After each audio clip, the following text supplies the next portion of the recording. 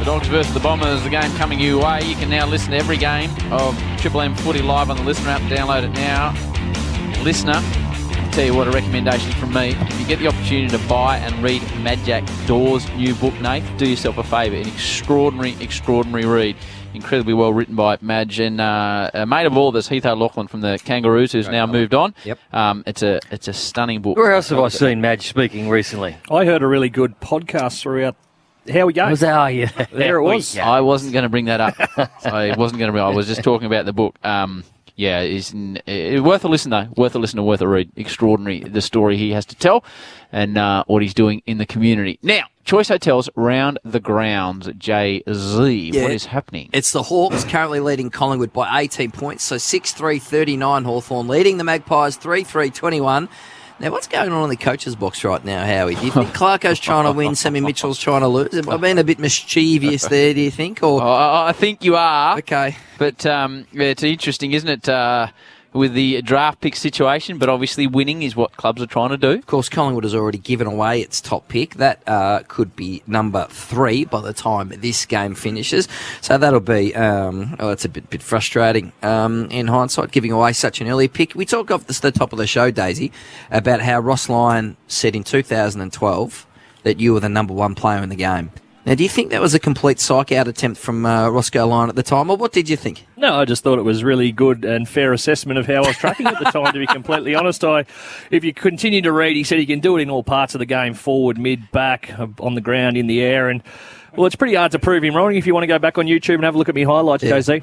He was flying, though. He was absolutely flying that year. I remember a ball he took against, I think it might have been Richmond. The ball came out of the middle. It was at centre-half forward, and he hit it at velocity, took it with one hand, kicked the goal, and he was brilliant.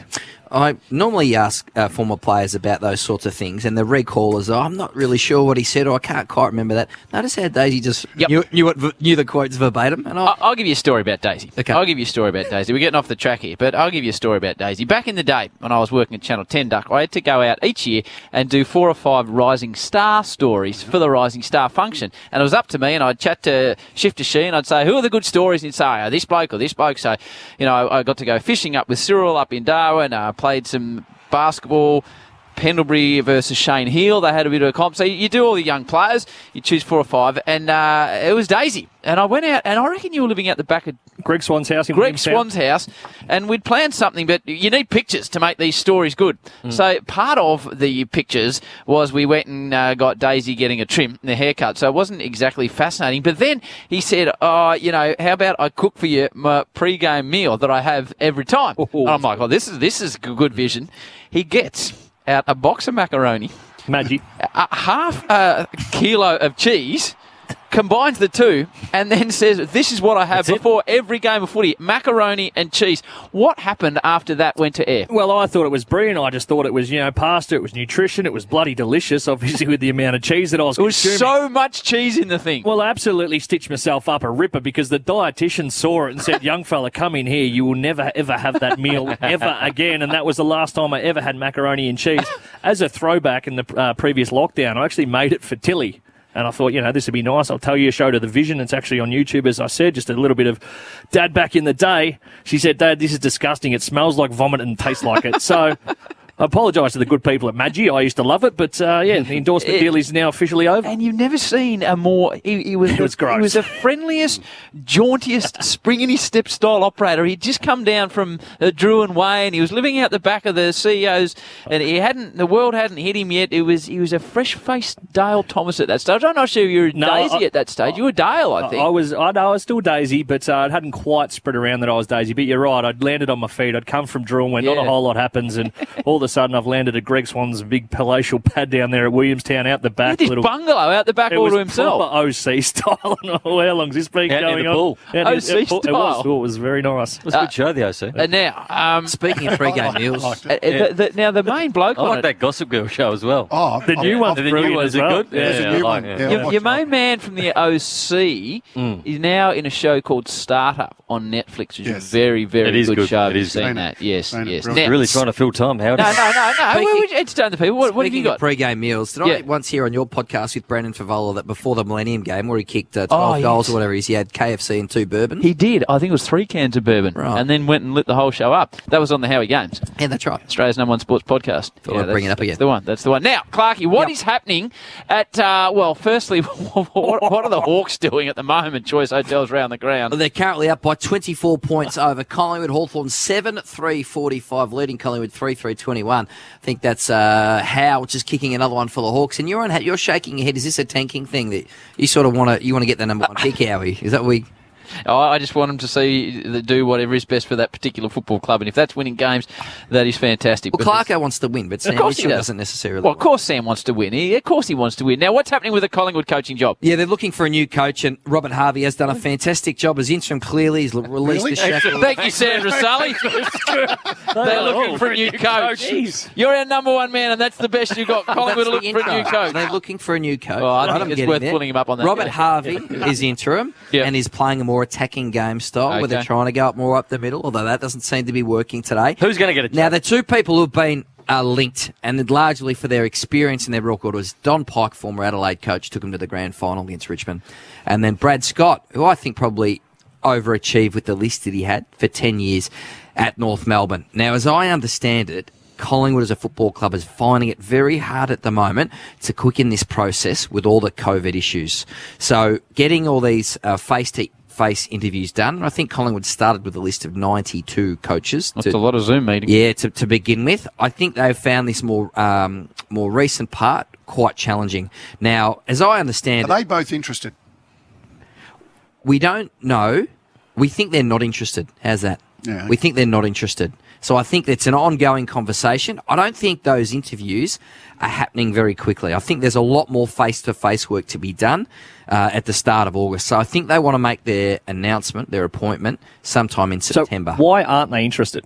If you're an assistant coach and you're hoping and your aspiration is to be a senior coach, is it the predicament the club's still in with the draft picks? Is it the uncertainty at board level? Because I don't know. Hang on. I'm saying about Pike and Brad Scott, we know that they're not interested, if you know what I mean. They would. I don't. What's this? A double negative. Now you're confusing me. Are they interested? Yes or no? I'm confused. Yes, right. If they were not interested, they would rule themselves out. They haven't done that. Okay. So why is that the case? Because neither Don Pike or Brad Scott had put their hand up in the media and said, "I am interested," have they? But no one does. No one does. We had this discussion Even on air. Banger Harvey said he wasn't interested. That's right. And he got asked. We asked him directly. I'll ask you a question, Duck. If you decided the media wasn't for you as of next year and you said, look, Wayne Carey, I want to go and be an assistant coach. I think I've got a lot to give to North Melbourne, Collingwood, whatever club it's going to be. How long do you think it'd take you to become a senior coach? I was not Just a hypothetical. You're right about him tuning out. I wasn't listening to you, Brownie, and I don't want to answer that question. Who would be the better coach, Brownie? Who would you pick? Out of? Scott and Pike. I've got no idea between the two to of them. sit down with them. And You'd have to have a chat to them. Well, from everything you know. I think they're both very qualified for the job. I think if Don Pike is happy with the setup around him, I tend to think that that's where they're looking. What about our man Ross? Is he going to get a gig somewhere? Does he want a gig somewhere, or is he going to sit with us again next Sunday? No, I think he'd be thinking that he'd be sitting. So with us. those two names that you said, do they have sort of the same swagger and power of a Ross? Because I've heard Ross speak on the Sunday Footy shows, saying that if he goes in and interviews, it's this is what I'm going to bring, this is how I want to do it, fall in line pretty much, or I'm not your man. Is that, in your understanding, is that how the approaches are going to other coaches, or is it almost, hey, this is what we think we want, this is what we want to deliver, are you the man? Well, at Collingwood, I think Graham Wright's got a really strong view on how their football department should operate and the type of coach that they need, and that is potentially more experienced one, if they can get one. Now, Carlton is in much more of a pickle because they officially don't have a vacancy yet. So it would be interesting to know the full extent of conversations happening behind the scenes with their power brokers at the moment, because as I understand it, those conversations are happening. And Clarko out of the Collingwood race because of a feud with Wright?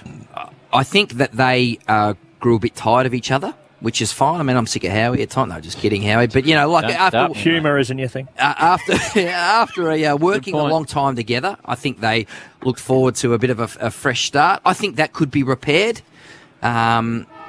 but maybe Carlton is a better fit for Alistair Clarkson. All right, Clarkie, well done to you. Star, as always, mate, dominated, telling us all the news about what's happening around. You'll be in the paper tomorrow. Look forward to reading that. Adam Treloar back for the Dogs today. How are you What are you writing to about? see how he goes? Hey, question without notice, and I'm not sure, I don't want to give away any state secrets. Mark Robinson has not been well. Yep. Our thoughts are with Robbo, everyone in the footy community. He took a bit of a bad turn. Is he progressing in the right direction? Yes, Is all I'm asking. he's on. Good. He is recovering and on the road to recovery. Look forward to reading his article soon. Mark, you'll be listening. Hope you're feeling well, mate. All right, good news. Well done, mate. Well done, Clarkie. All right, Bob Jane T-Marts. Buy 3, get 1 free. Instant cash back on Bridgestone, Continental, Pirelli and many more. BobJane.com.au.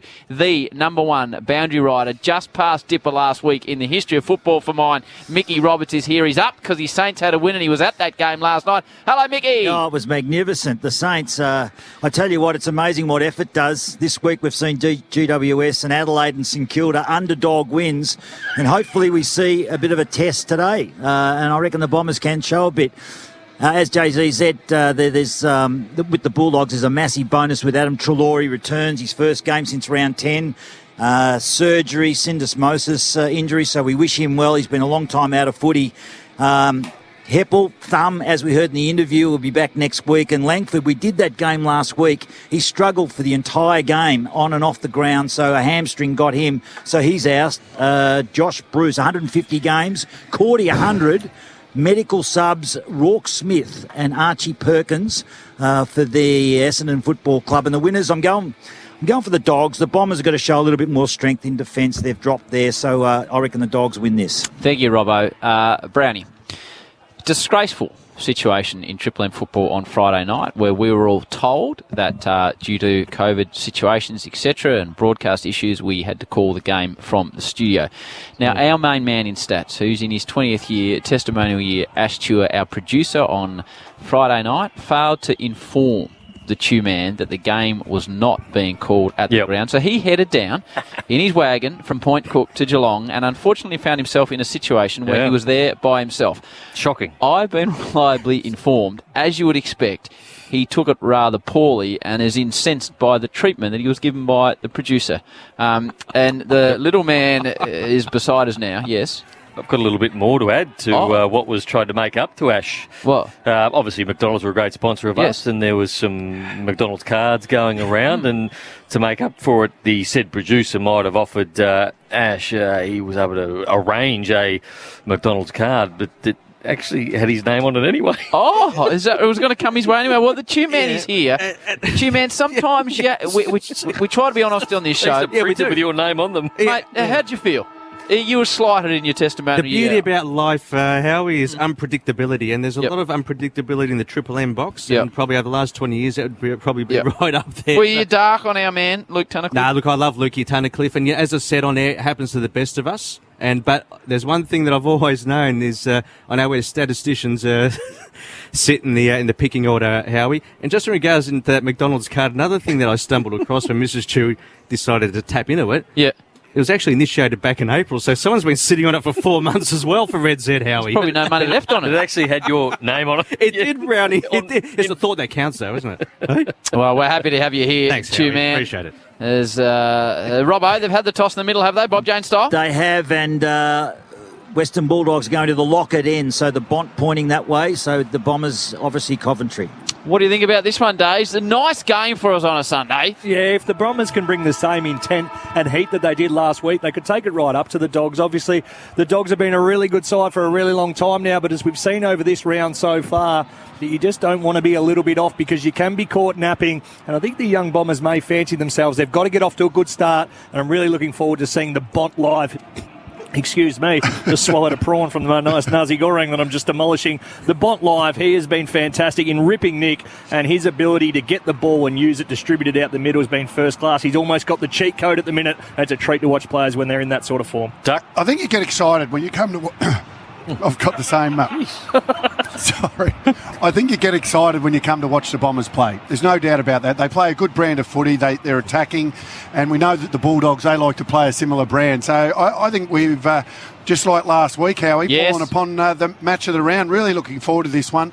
Obviously, the Dogs to consolidate Brownie, top 4 position, and I guess, show the rest of the competition that they're a real premiership chance. And how do you feel about losing the quiz again today? Yeah, I'm comfortable with it. For McDonald's Marine Hot Water, Triple M Rocks Footy, Marvel Stadium, Dogs and the Bombers are underway. Bounce in the middle, Draper wins it. First touch of the footy goes to Bontempelli. The only side he hasn't polled against in the Brownlow is the Bombers. He goes inside forward 50. Fisted out the back, opportunity for Treloar back at the side. Goes wide, goes very wide. Out of bounds on the full. Good to see that man back though. Fantastic start from the Dogs in and around the stoppage. They've gone with Libba, the Bont in there, facing up against Stringer and Parrish and Merritt. Laverde, a long ball. Looking for his big ruckman out there in Draper, and 2 metre Peter joined in too, but it goes out of bounds of a boundary thrown at half forward for the Dogs. Two-man, update on as far as medical subs go for those just joining us? Sure, for the Bulldogs, Rourke Smith, and for the Bombers, Archie Perkins. Thank you, Two-man. McDonald's and Ream Hot Water, Triple M Rocks Footy. Obviously no crowd here at the footy. Hopefully we get a crowd back soon. Bontempelli, searing ball. It was stymied as he tried to move it forward as Stewart. And now Snelling bangs the ball into the middle of the ground. Coming back is the Ocean Grove Flyer, who's doing a very nice job in game number 100. Zane Cordy spills out to the near side. And boundary line just beats Dale. Well done to Zane Cordy as well, 100th game. Choice Hotels around the grounds. Thanks, Brownie. It's half-time. It's Hawthorn leading the Pies by 30 points, 8-3-51, Collingwood 3-3-21. The Mac families arrived at Macca's. Get a free limited edition glass with every medium or large Mac family meal. Boundary throw in, Merritt. Been unbelievable the last 6 weeks. Gives the handball off. Cox steps around one and then got it back to Cutler. High ball inside forward 50. Here comes the big fly. Went down very hard. Tip and Woody with an opportunity. Caleb Daniel did well. Got the handball out to Treloar. Treloar, a long ball to centre wing, and he's got Bruce out there who marks it. Gives the handball off quick. Have a look at Bailey Dale go. Has one bounce. Has a second bounce, Bailey Dale. He's got some space. He can have a third. He's going to have a fourth bounce and get to 50 and go with a long, awful ball straight back to the Bombers. He got there and he was just out a bit of puff duck. Well, I'm not sure what he was thinking in the end. He just kicked it straight to the Essendon player. I'll tell you what he's thinking, Duck, as a man who's been in that position a couple of times, goal of the year, 5 bounces down the outer wing. Very rarely do you see that. Absolutely torched the astronaut as well. Daisy Thomas, Wayne Carey, Triple M Seabus Supers delivering consistent long-term return for members. Seabus for all of us. The Dennis Lee, Jeff Thompson combination on a Sunday arvo. That's why the ability, Howie, to bounce the footy while your head's still up and watching what's going on up the ground rather than watching the bounce. Love it, Duck. Wood, Williams, back to Wood. Now Daniel loops a hand pass towards Bontempelli. You can hear the calls. Bont. He bangs it long down towards big Joshy Bruce, who's a bit too tall and strong for Laverde, who's had a good month. And big Josh with some interesting tattoos on his lower legs will line up for the first of the affair. It was a good kick from the Bont, just had enough on it, and you're right, how good call. He just outstretched him. 15 going. Right foot banana operator from here, I'd be thinking. He's only about 12 metres out on a tight angle. Kicked 10 this year against who? Was that Chewy? I can't quite recall, Howie. I'll come back to you. He used to be on the drop Kangaroos. He does. He might step out to the right late. We'll see what big Joshy Bruce, the man from Canberra, does. No, direct approach. And just bangs it straight through and says, that's how you do it. Josh Bruce has got his first, and the first of the game. The Dogs won straight. The Bombers yet to score. Triple M, IJ Liquor scoreboard. IJ Liquor, proudly local, proudly independent. Sorry, Chief. Well, it's just a Bont factor already in this one, and we've only been going 3 minutes. He's had the good clearances. He's had shoulders out a couple of times. And his just ability to punch the ball in low and hard to the advantage side there. It was a brilliant kick at pace. He was the one, Duck. He had options around him, but he looked up. He took the responsibility. He didn't refer another handball, sensing the space was out the back, and the penetration in the kick was the one that caught Laverde out there. If you kick the long high ball, he can get back. Might be time for an opponent to come in and help him out, but on this occasion, it was a great kick and a really nice finish. Went the drop punt, not the right foot banana, made a liar out of me. Don't tag him at your peril. Marcus Bontempelli down to the boundary. Bob Jane team arts, Robbo. Yeah, Josh Bruce, 150 games, so nice start for the big forward. Bounce in the middle.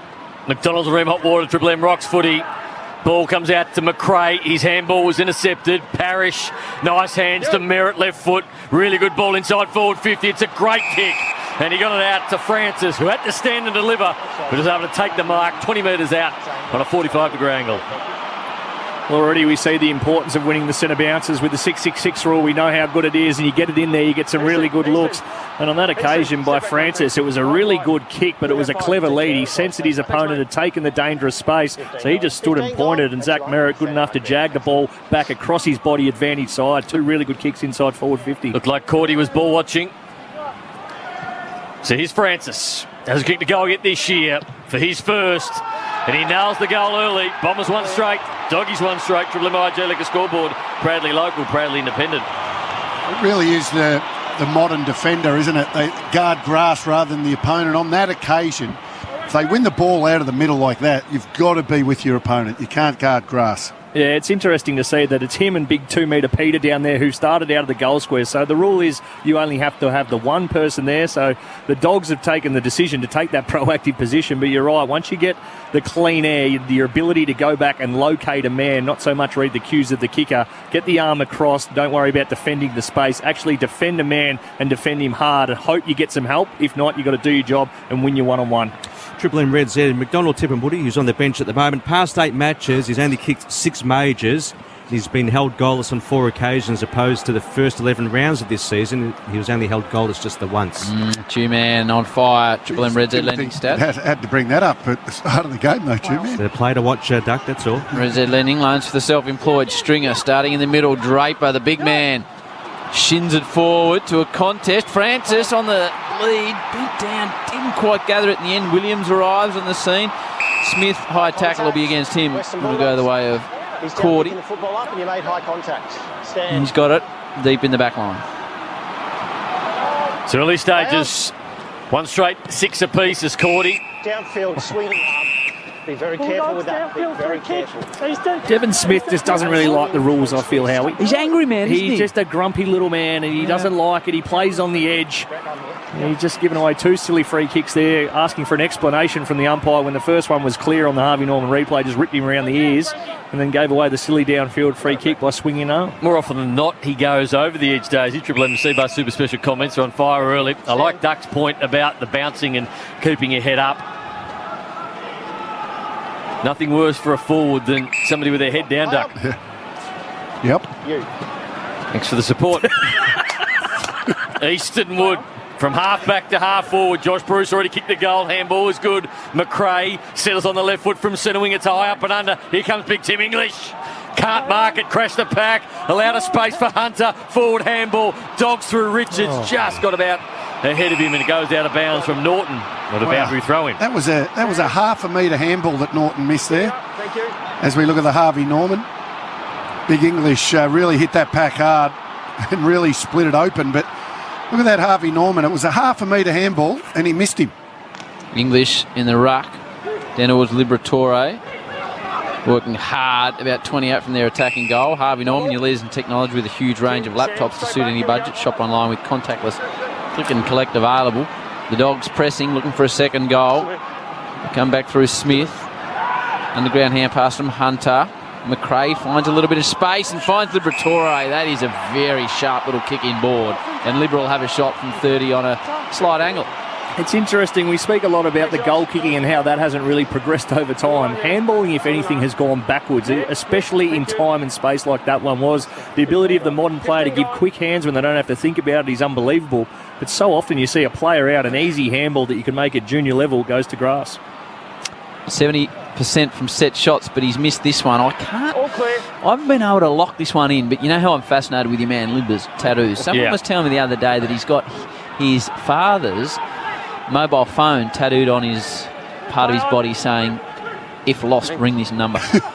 Now, I don't know if that's true. We need to get a bit more information on that. Tony Senior. Tony Liberatore Senior, that's him. That's the man. So this man's a big kick of the footy, Cutler. And that's a high, long ball towards centre wing. Francis will be the flyer. Wright was up there as well. The big timber, big as big Draper. The high ball to half forward. Only as far as Cordy, though. Opportunity now for Bontempelli. Stepped in and out of traffic, but then got run down by Smith. Ball just bobbling around at the moment. The Dogs can't get any free ball around it. Bontempelli's had a couple of goes at it. Duray almost got a free kick. Coming back in hard was Easton Wood, and he's tackled to the ground. We'll have a ball up, 55 out from the Bombers' goal. Smith's hurt himself in that tackle on the Bont, coming off right in front of Robbo. Bob Jane, Robbo. Yeah, right ankle twisted in the tackle, and there was a lot of players around, so hobbling off right ankle. Thank you, Robbo. Smith, Bailey, Montempelli, and that's Marcus. Another Bailey, Dale to another Bailey. Triple Baileys out there, which is a remarkable situation. Treloar picks it up, loops back across to Shackey, and now hits Bruce on a long lead and goes on the outer side. It's a lot of Baileys in one football team, isn't it? It's 3. Triple. Is that first time in the history of the game that 3 Baileys have played for the same football club? For Red Z, yes, and it's great for football, isn't it? It is, Stu. So Boundary throw in. City side, Marvel Stadium. Early stages. The Dogs lead by a point. Triple M Gallagher scoreboard, and the Bombers trying to work the ball through half back, and they do successfully, but then they fall over and allow Ed Richards. Well done by Clark, just burrowed his way in and got the footy and tried to get up to a teammate. Hunter with an opportunity. Players falling over everywhere. Easton Wood stepped through, got the handball to Liberatore. He tapped it out, volleyball style out to Jamara Ugle-Hagan. Another handball. Easton Wood steps in, steps out. Right foot step across the body, and Easton Wood kicks a ripper. So 2 to the Dogs early, 2-1-13, 1 straight, 6 the Bombers. Easton Wood, not a noted goal scorer, but showed some nice footwork and kicked that one. Just drifted down with the footy, as we often see in the modern game with defenders, find themselves in the forward part of the ground, but that was a good quick hand. So we spoke about the handball, a couple of missed handballs earlier. Well, that was sharp. It certainly was. Young Jamara Ugle-Hagan there. Good first touch of the footy for him. Looked in board too, and good ability not to get caught up and have the ping. Could have been forgiven. He wasn't exactly doing a full U-turn if he had gone right foot around the body. But as we see on the Harvey Norman there, his ability after getting that tap out, step one, good vision, good low flat handball to the advantage of Easton Wood. And Wood good enough across the body to kick the snaggy. It was a good handball. It looked like a handball that, if you're in a handball competition, was going straight through on the 10. It was good, it was low, it was hard, it was flat, and it was where it needed to be. Triple M Red Z contested ball 18-6 the Bulldogs' way. The Dogs dominating early. Bontempelli, another one to Liberatore. Wobbles the ball forward. Dunkley goes the spike back to Libber. Now Bailey Smith, another one of the Baileys. He's moved off the footy. Picked up by Sammy Durham. And the Bombers look to exit. It's tight on the boundary line. It's across. As a general rule, where do we fit on the sit on the beverage that is Bailey's? That's Nana's go-to at about 4 o'clock on Christmas Arvo. Right. So that's not for me, Howard. I love the stuff, Duck. BT's favourite. Is it? He likes it. Yeah, I love it. What about you, Chewy? Yeah, I don't mind it, Howie, after making the switch from the beers to Bailey's. Okay, Chew-Man going fully into his liquor cabinet for us now. That's not the type of description we're after, as the Dogs go inside 50. And everyone's not going anywhere. Bob Jane, Mickey R. I'm just looking at Devon Smith. He's got stop marks from his quad all the way down to his lower shin. So he's copped a massive scraping like a cheese grate right down his leg. Blood roll off. Rolled his ankle, but he's going to be okay. Ball up. Dogs in attack. Shields' handball was wild. He just wanted to get some space, and Parrish gets it over the boundary line. Just go back on that, Robbo. Just the cheese scraper. I don't think it was graphic enough. Cheese grated. Have you ever been cheese grated? It's a lot of skin missing, and that's exactly what's happened to Devon normally Smith. use it on the cheese. Robbo's description of football injuries are truly elite. Boundary throw in. Dogs from the stoppage. Top of the square. Ground level. Jamara wants to handball it back. That one wasn't a 10. He got it to the ground of Norton. Norton picked it up. Now the ball pops out. Bontempelli's been everywhere so far. Opportunity again. Hunter feeds it. Bailey Dale. He's the man with the footy. He can use it. Got it out to Giray. Back to Dale. High ball. Not going to be a goal. Bombers everywhere. And they mark it. And your man is Stewart. Loves an injury, Robbo, doesn't he? He's a beautiful describer of the situation. That's his job. That's why he's the best. Now, they've got an issue on the outer side, the Bombers. Stripped of the football was Snelling. And again, the boundary line wins out. What was the first game you ever did on the boundary, Robbo, Bob Jane? I retired 87, so 88. Okay. Yep. And was that for a network or a radio? No, that was 7, so I had 7 years at 7 and 15 at Channel 9. Okay. We'll explore that further at some stage. Peter Wright out to Parrish. And now Cox winds the ball down the city side of the ground. There's a bit of a hold on. You picked up whether anyone's running with Parrish at Daisy, because he's only had the 2 disposals. No, I haven't been able to see yet. It seems that Redmond and Clark are putting some time into Bont whenever he's going sort of forward of centre, but around the midfield at the minute, he's doing as he pleases. Smith to Richards, back to Bailey. Smith started on fire last week. He's doing the same again. Ugle-Hagan put the hands in the back. Yes, the umpire saw it as well. Tried to go the full Warwick Kappa. He's got the free kick himself, Ugle-Hagan. Yeah. I thought he'd given it away. This is a good start from the young man. I thought it was going the other way, Duck. Let's have a look. Let's having a look. Stuart, just a little hand in the back. Yep. That was soft. Yeah, it wasn't a lot in it. Anyway, Ugle-Hagan to line up for his first 6 straight from set shots this year. Oh, he bangs it into the post. You heard it on the effects mic, into the metal post. Not the woodwork, the metalwork. 14-6, the way of the Dogs. Triple MI Jellic scoreboard. Redmond wastes no time and then does a blind turnaround, Johannesson. That was nice. It was lucky more than anything. Johannesson just couldn't stick the tackle. Beveridge would be unhappy about that, but the Bulldogs win it back, and Ed Richards from centre half forward. He's a good user of the football, just looking for an opportunity to pass it just inside forward 50 at the moment, and now he looks like he's going to settle on a chip ball and hope for the best. Norton can't mark it. Out of the pack, Ugle-Hagan couldn't do anything with it, and then underneath the pack, picking the footy up was Scott, and he's tackled. The umpire says, my ball. What are you seeing on the Reds head, Chulenko? Inside 50s, Howie. 11-3 the Bulldogs' way. So they're dominating. They're leading it by 8 points. Could be more. It's a surprising miss from Ugle-Hagan from only about 15 metres out. Cox. Stand. He hits Francis. The only goal for the Bombers. What's Parrish up to early doors? Darcy Parrish, he's only had 2 touches. Okay, Bontempelli. Bontempelli is up to 8. Okay, Donald Tippenwoody's at the bottom of the pack. Gets away from him. Bruce slips over. Another one to Bailey Smith, Chew. Yeah, he's racked up 6. He gives it to Treloar. Wonderful to see him back out there playing after a long layoff with injury. Richards, he got a shove. Block. Against Shield. Yeah, took his eyes off the footy, Shield. Stand. So Richards kicking a half from home. Splits it wide. And now Daniel. Caleb Daniel, probably their best exponent by foot. Play on. Prides himself on it, and he'll try to find a target here. Eventually goes long. The Bombers have the numbers in the air, but at ground level it's the Bulldogs. Opportunity for Norton. Can he get the handball through to Josh Bruce? He can. And Big Bad Bruce, he's kicked a couple early. And the Dogs are on through 2:20. The Bombers are 1 straight 6. 14-point margin. 8.5 to go in the first quarter. Triple MIJ Liquor scoreboard.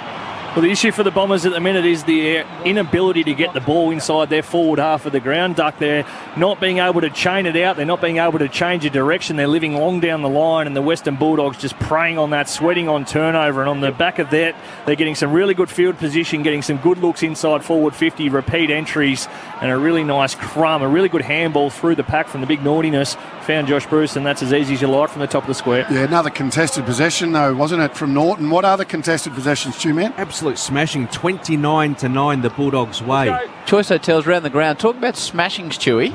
Early into the third quarter, Howie. Hawks are now out to a 36-point lead over the Magpies. Okay, and Clarkson won't be coaching the Hawks next year, Chewy, just to ascertain that. Spot on, Howie. Okay, McDonald's and Ream Hotwater, Triple M Roxford ball. Triple MIJ Liquor scoreboard sees the Dogs leading at 20-6. Shield bursts out of the middle. Wanted to get onto a favourite boot. Couldn't. Gets it to Stringer. Winds the ball inside 50. That's a really good kick from Stringer. And the ball ends up in the hands of Clark. Well, every time they've won the ball out of the middle like that, they've found a target inside 50, the Bombers. Just looking at the Coleman medal. Clark, Duck gives it off to Smith. Unloads. A little bit skinny. 1-1 to 3-2 the way of the Dogs. Sorry, Duck. Yeah, you're right. Josh Bruce has moved up to third position on the Coleman. Behind Walker, who obviously won't play for the rest of the year, on 48, and Mackay on 58. Who's now out with a shoulder too. I reckon he'll play the last two. Okay. Caleb Daniel, short ball. And he finds Smith. Bailey goes wide. Players out on the outer side for the Dogs, and Bailey Williams is one of them. Tries to step around. He did eventually. Then he has to retreat and go back to Cordy. Under pressure from Stringer. Ball is wide, and the Bombers will win it back. They've done well here. The bounce from Cox. They run and carry the footy. Off to Snelling. Snelling another handball. They're mucking around with it now. They get it inside forward 50. Mark not taken out the back. The umpire's picked out a free kick and it's going to go to the Bulldogs. Shaky's your man. He'll get it. Tipper just took the eyes off the footy trying to provide the block. Shaky, he's been good since he's gone back in the past month. Good to see, Duck, isn't it, Shaky, getting a crack and making most of it? Yeah, it is. And that might be his spot. That might be his spot because they've tried him forward a lot. He's obviously at his second club and he gets an opportunity, he's grabbing it.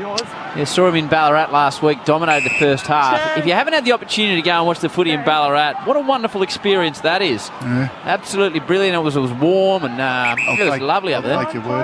Yep, no, it was a great experience to go up to the Rat. Ball down the line, Norton flies from behind, man in front got most hands to it. Underground hand pass from Shield. Now Parrish. He dishes off a quick hand pass, lands in the hands of Guelphy. That's a good mark too, coming across, and Francis sort of showing the ball to everyone. That's what he's done. Hey, I took a pretty good mark there. He's a big kick, this guy too, but he's not going to have a shot. No, probably a little bit too far out to score, so he went inboard.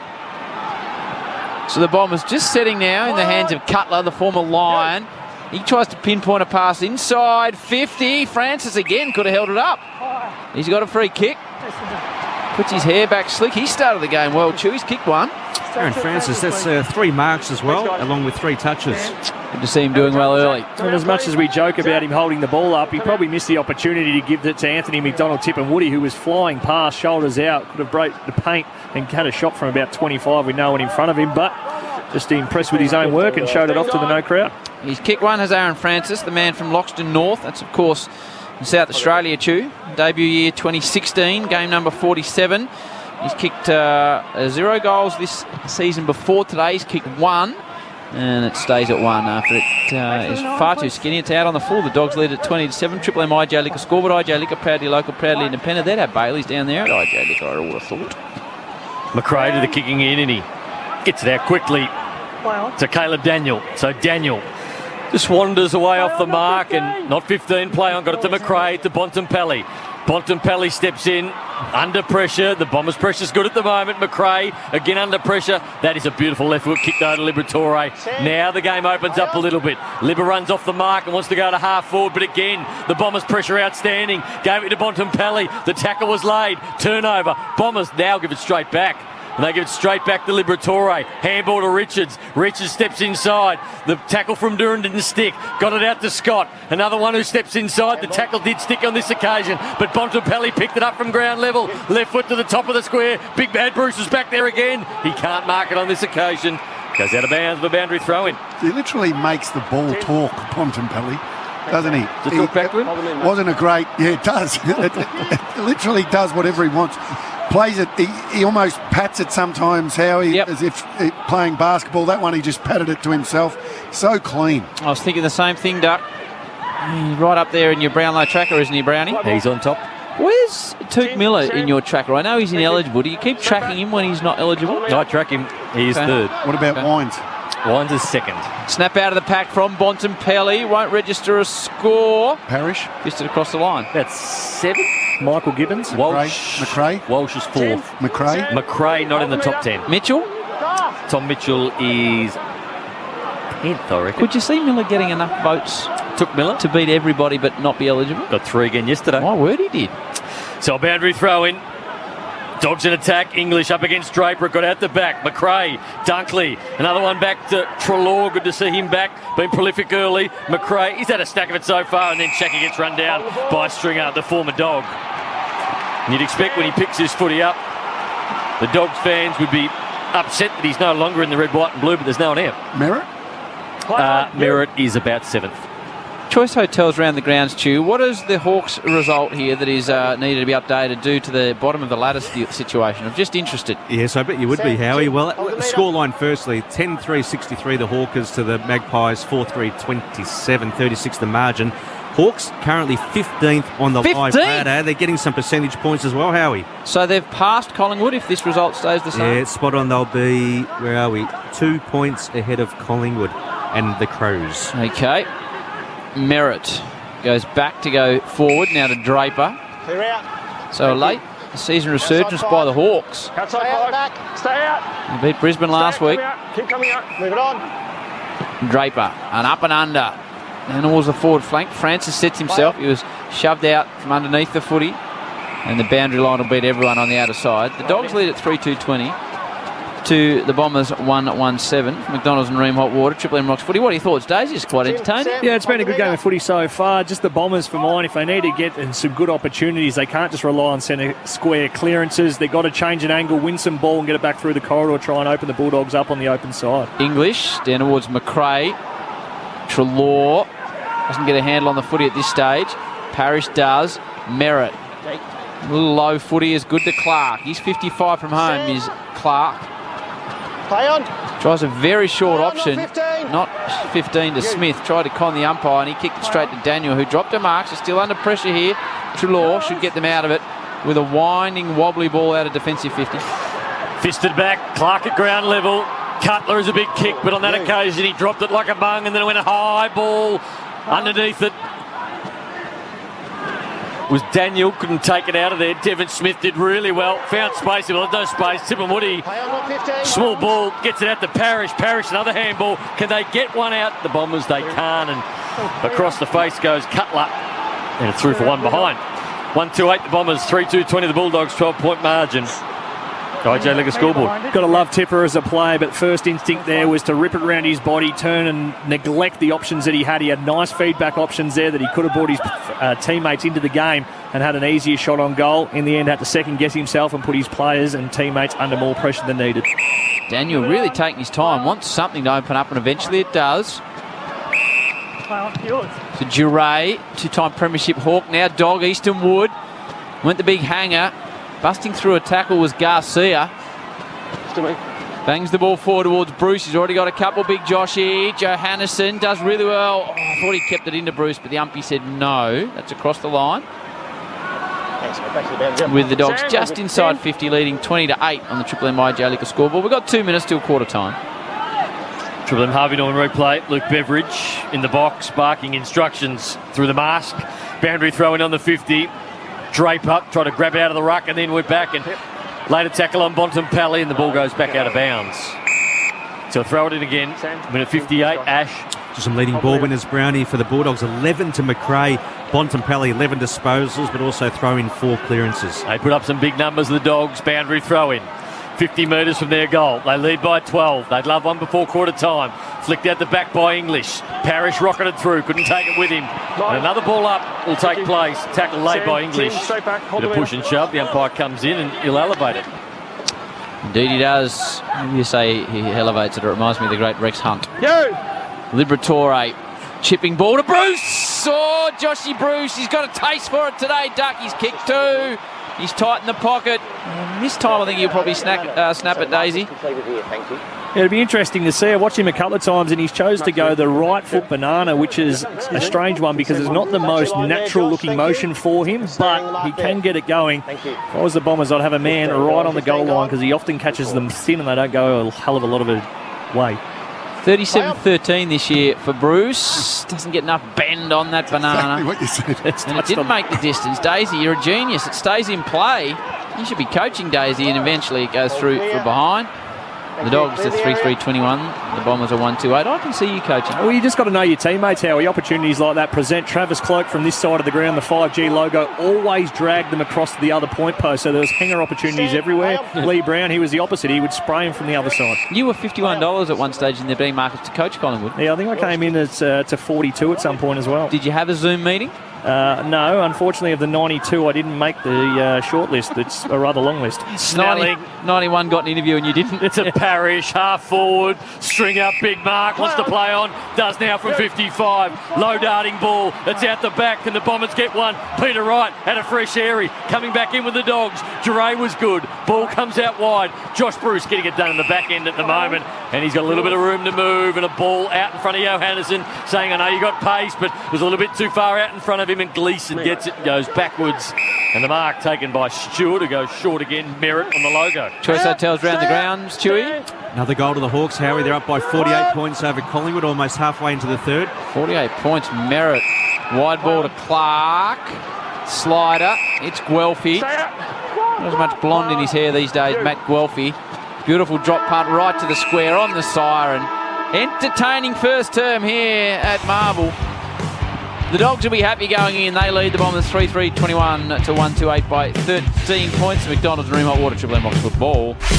That quarter for IGA Liquor. Proudly local, proudly independent. For Macca's 50th birthday, Triple M Rocks footy. the Mac family has arrived at Macca's. Get a free limited edition glass with every medium or large Mac family meal.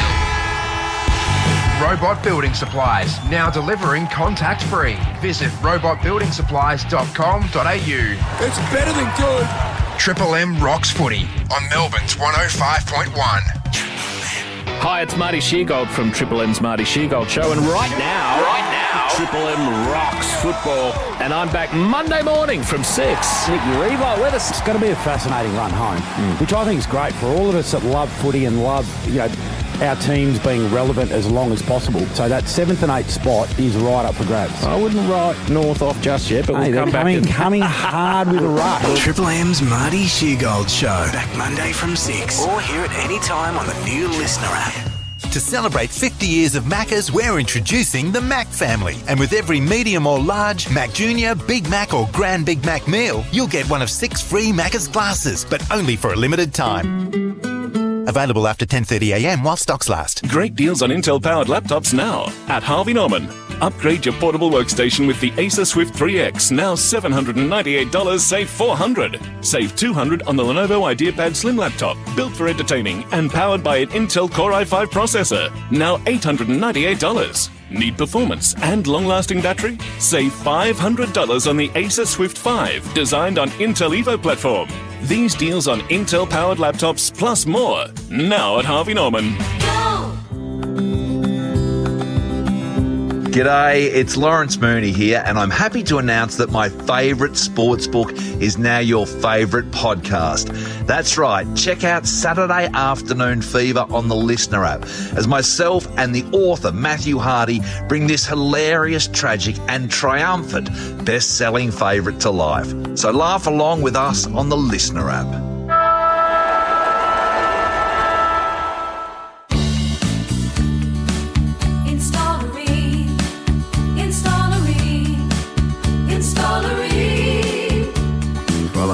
Hot what you've ever seen. Rain comes on steady, hot and strong. It just keeps on and on. Install a rain. Install a rain. Install a rain. Install a rain. Ask your plumber for Ream, Australia's #1. Are you a qualified electrician or gas fitter looking for an opportunity to get your career cooking? Right now, the Oven Repairman is looking to add to its growing team of qualified technicians. Step out of the cold and work indoors. Enjoy work-life balance with no weekend work, your own vehicle, great pay, full training and a team to support you. Time to step into a new career and a new lifestyle. Google the Oven Repairman. Who can get you cooking again? The Oven Repairman can. Dodo MBM plans come with the first month free, so you'll be as happy as a clam and free as a bird with no lock-in contracts. Call 13Dodo or head to dodo.com. $60 fee for modem applies, new customers only, offer ends August 31. Robot Building Supplies, now delivering contact-free. Visit robotbuildingsupplies.com.au. It's better than good. Triple M Rocks Footy on Melbourne's 105.1. Triple M Rocks footy. This quarter for Beacon Trade. Supporting Sparkies with 7:30am opening hours, trade prices, click and collect and free delivery from over 100 Beacon lighting stores. For McDonald's Room Hot Water, Triple M Rocks footy, ask your plumber to install a room. Steady, hot and strong quarter time here at Marvel Stadium. The Dogs lead by 13 points, 3-3-21. The Bombers are 1-2-8. Duck and Daisy here on the Seabus Supers. How did you see the first quarter? Yeah, well, it was an interesting battle around the midfield. Both midfields we know prolific at winning the ball and just doing as they please. No hard tags, just going genuinely head-to-head. And it was probably the Dogs who got on top around the ground in that part of the game. And on the back of that, got some field position. For the Bombers, they were really good out of the centre bounce and got some good looks going forward. So an entertaining game of footy. The Bombers couldn't really get their offence going, though, when they were stifled down the back line there. They weren't able to change an angle. There was not a whole lot of open side play. So the Bulldogs defensively did a really good job, took all the field position for that quarter, and on the back of that they were able to scrap out some goals and get a couple of nice looks with Bruce going forward. Yeah, just in and around the contest, the Bulldogs looked a lot stronger, Two-Man. Contested footy, absolute smashing. Plus 14, 39 to 25. So they'll want to straighten that up, the Bombers. And if they do, I agree with Daisy, when they've won the ball out of the middle, they've looked really good, haven't they? But in and around the ground, the Bulldogs look on top. They've put up some big numbers on the Triple M Red Z lending stats, Ash. Certainly have. McRae, he's racked up 12 touches, Bontempelli with 11, and Josh Bruce in game number 157 disposals and a couple of majors. It's a 13-point lead on the Triple M Beacon Trade scoreboard, supporting Sparky 7:30 a.m. opening hours. Trade prices, click and collect, the free delivery for over 100 Beacon lighting stores. Robbo's down on the boundary for Bob Jane. And one of those players for the Western Bulldogs in the midfield is Adam Treloar, and I've been watching him. He hasn't played since round 10.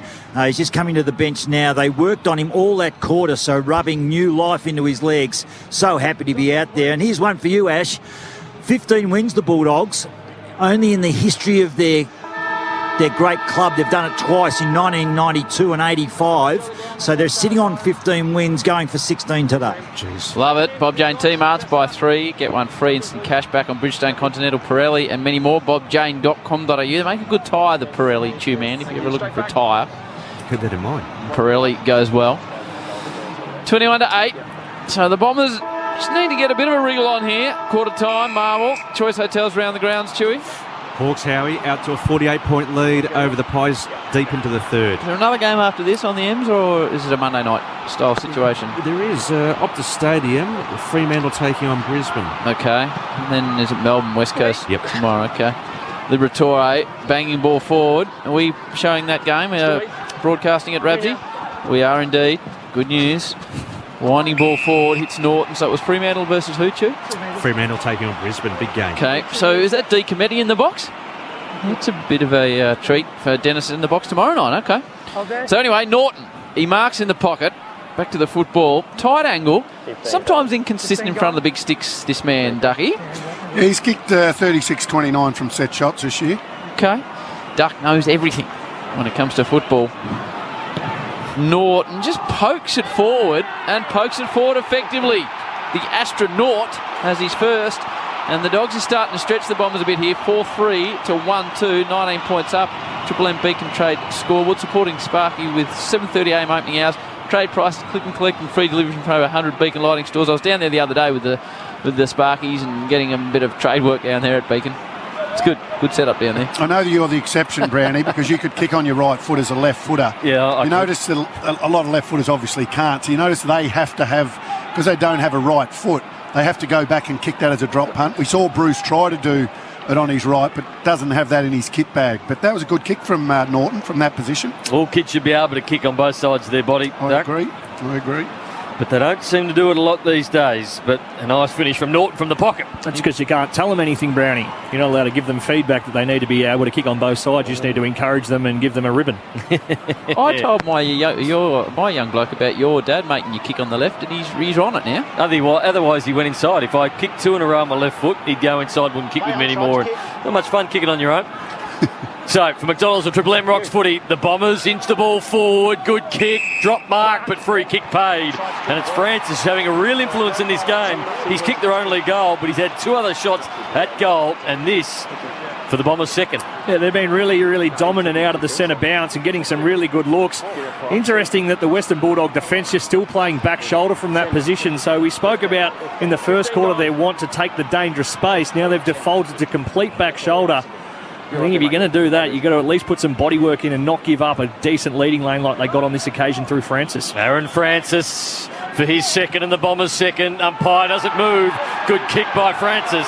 And the Bombers have got 2-2-14. The Dogs are 4-3-27, 13-point lead on the Beacon Trade scoreboard. And Zane Cordy, Duck, you'd love to play on him as a forward because he's not looking at the forward and then you can scoot out the back. Yeah, exactly right. And as soon as you know, as soon as they look at you, you read the fly to the ball. You've got that first step on them, and that's exactly what Francis does. Old-fashioned footballer, Francis, really good above his head. We know that he's been back. He can play forward as we're witnessing today. But I like him. I'd just like to see him get a really good run at it.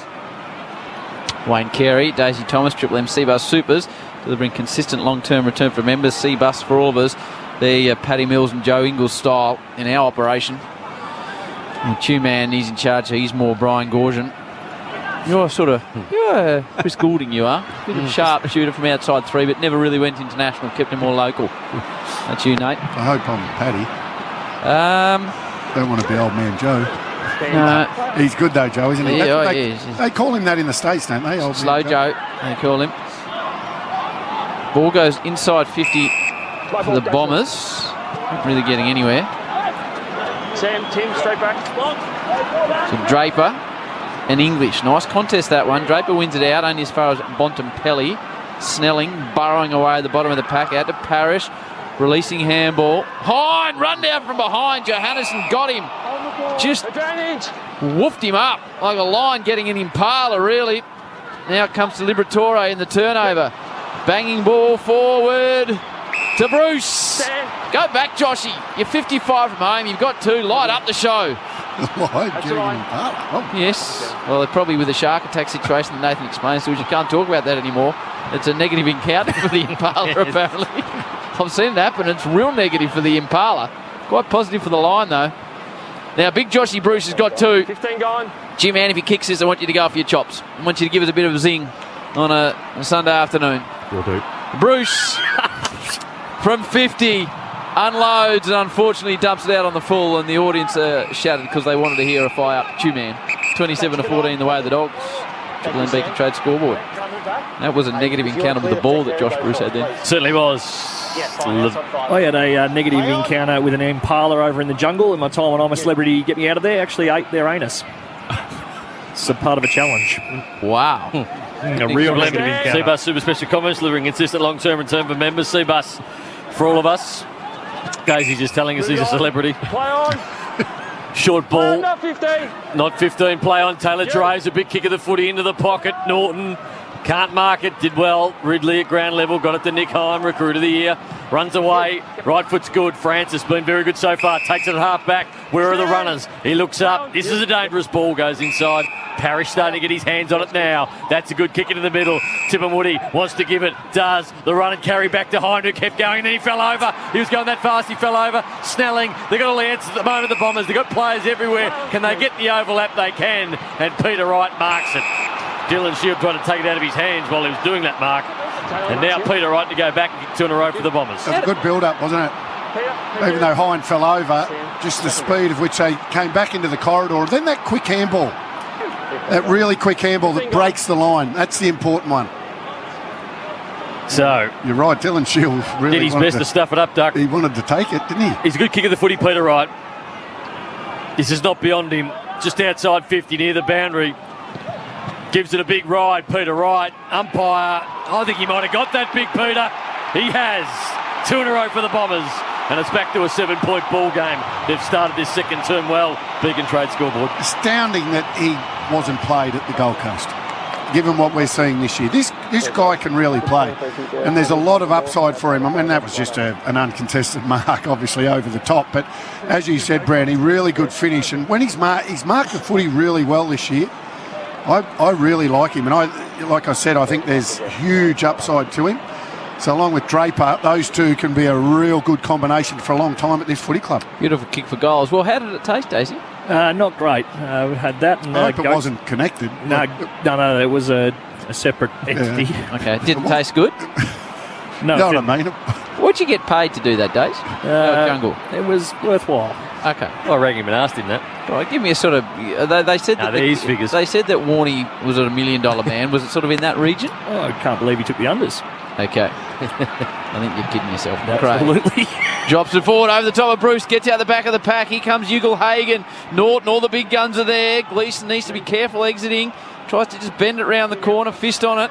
Now Johannesson picks it up at ground level. Sharp pick up. McRae. Funny little ball forward. Now Liberatore loops it out to Hunter, who dumps it out on the full. 27-20, the way of the Dogs. But the Bombers have kicked the last two. Choice Hotels round the grounds. Hawks leading the Magpies by 37 points, just under 4 minutes remaining before three-quarter time. Can the Hawks still make the 8-2, or is that a little bit ambitious? I'd say it's mathematically impossible. Okay. Laverde, Merritt, one bounce out of defensive 50, has a second bounce, Merritt. Wants a third, but elects the kick now, looking for Stringer. Well done by Caleb Daniel, got back, but Stringer found it at ground level and tried to spike it forward, volleyball style. Only as far as Bailey Dale, and the Dogs went it back through Liberatore. Handball, got it to Smith, dropped the footy, went back, got it, shrugged the tackle, out towards McRae. Forward handball again to Treloar. The pressure from the Bombers has been pretty good. The Dogs have been under pressure a fair bit. Inside forward 50, that pressure affects the kick, and Laverde takes a nice mark. Jaden, number 15. Had a pretty sharp year, Jaden Laverde, Chew, on the Reds' edge. Certainly has. Leads the club for intercept marks, Howie. Chew man, prepared as always. Then towards Francis, he's kicked a couple. Bailey Dale, also a man that's had a great year. All-Australian opportunities, Duck, do you think Bailey Dale or not? In the squad. Yeah, well, that doesn't count. Okay. But, yeah, it'd be close. It'd be close to being in that squad, which, I don't agree. Did you ever make the squad and not make the team, Duck? They never had squads back then. Okay. Wood, how many times All-Australian were you? 7. 7. As captain? 4. Knows the stats pretty well. As Norton marks on a lead inside 50. Tours Vice. Tours Vice. Who was the captain when you were Vice? Ablett Senior once, and I'm not sure the other one. Was that the right decision? No. Okay. Well, he never captained his club. Oh, he did for a couple of years. But Norton. He kicked one. There's A. Norton. No. About 35 out. 6 metres inside the boundary. Looks a touch skinny off the boot, and it is. The squad is a new thing, though, isn't it? It is a new thing. 4 forward to 3-2, the way the Dogs throw it up. Some players hang their hat on making the squad. I don't think I would. How many times are you All-Australian, Brownie? 2. Daisy? 1. Outstanding. 56 one year and didn't make it, couldn't believe it. Yeah, back in our day, though, you had to have a really good year before you got put in the squad, before you made it. Now, if you just have a breakout season, you're the captain. Who had your spot, Nate, when you kicked 56? The tip rat didn't kick as many as that. Now the ball. I spent a fair bit of time in the midfield too to kick those 56, but obviously old Jared Healy didn't think so.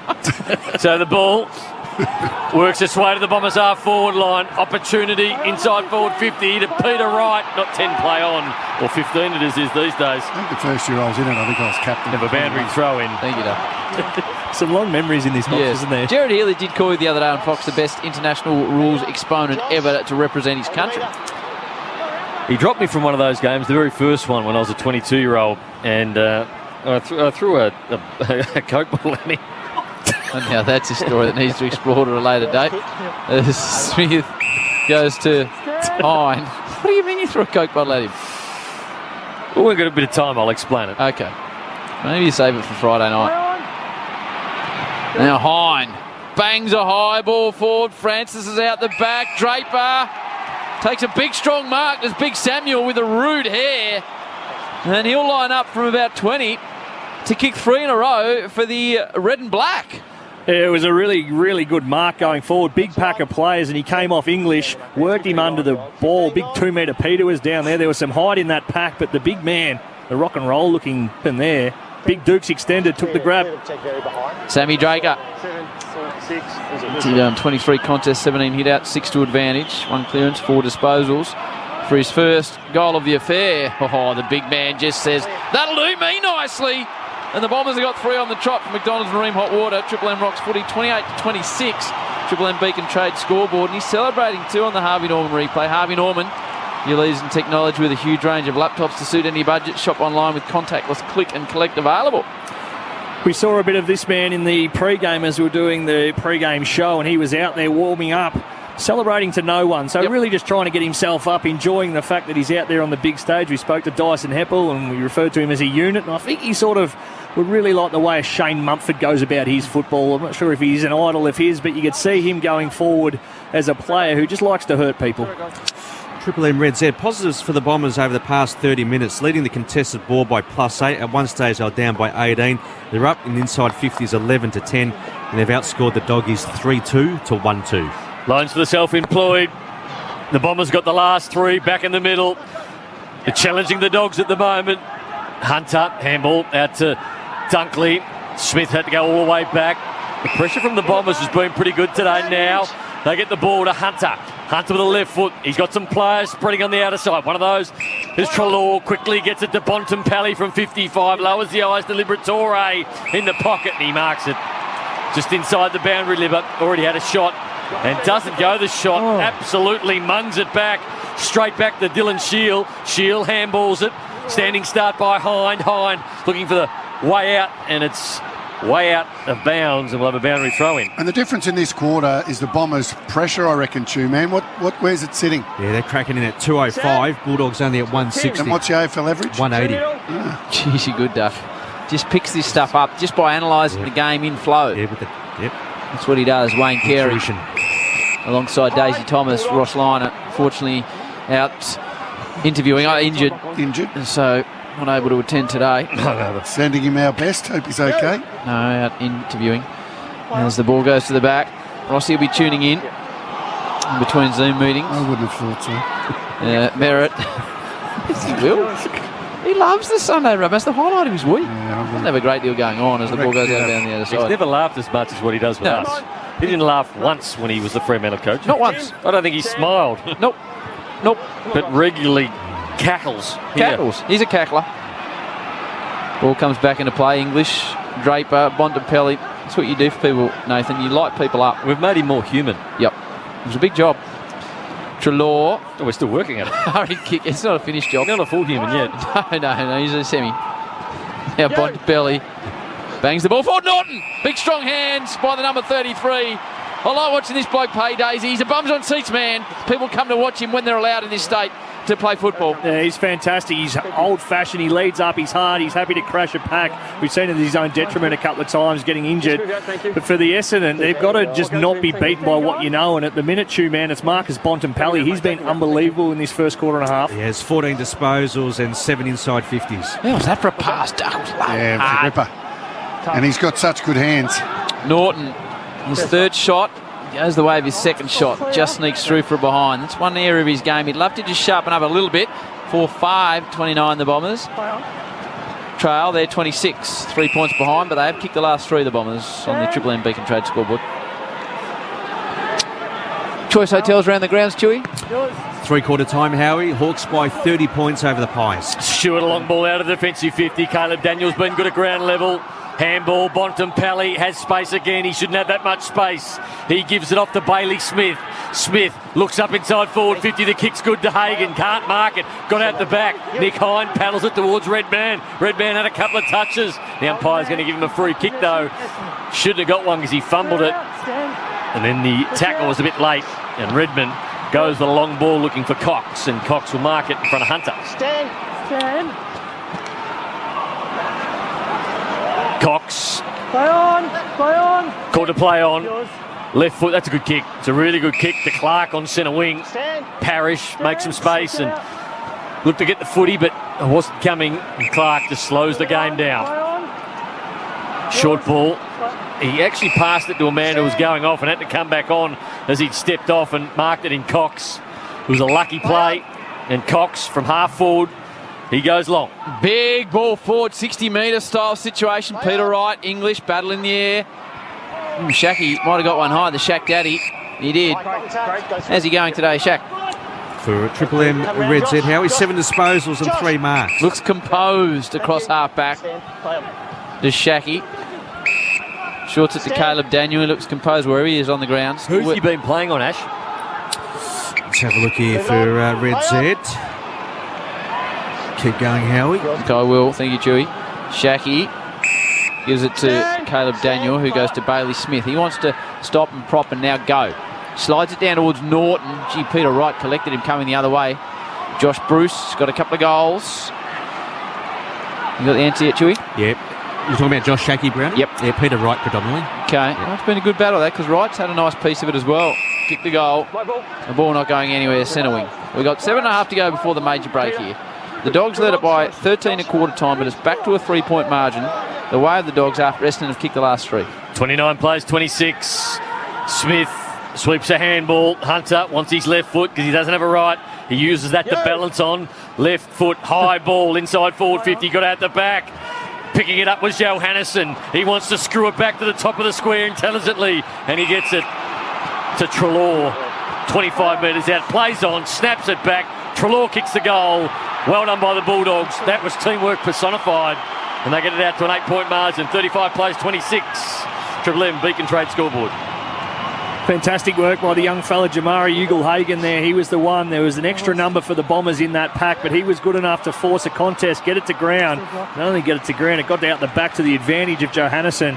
As we just see there on the Harvey Norman replay, when you got wheels like that and you have the ability to still stay composed with your decision making, it makes the game look very, very easy. You probably forgive him for running in and having a shot across the body, but he was good enough to see the player out the corner of his eye and then execute the skill.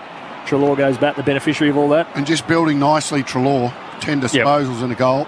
That position that Johannesson's playing in is probably the one position they haven't bedded down this year. They've had multiple players try and play that role this year, so it's his right now if he wants it, I would have thought. Yep.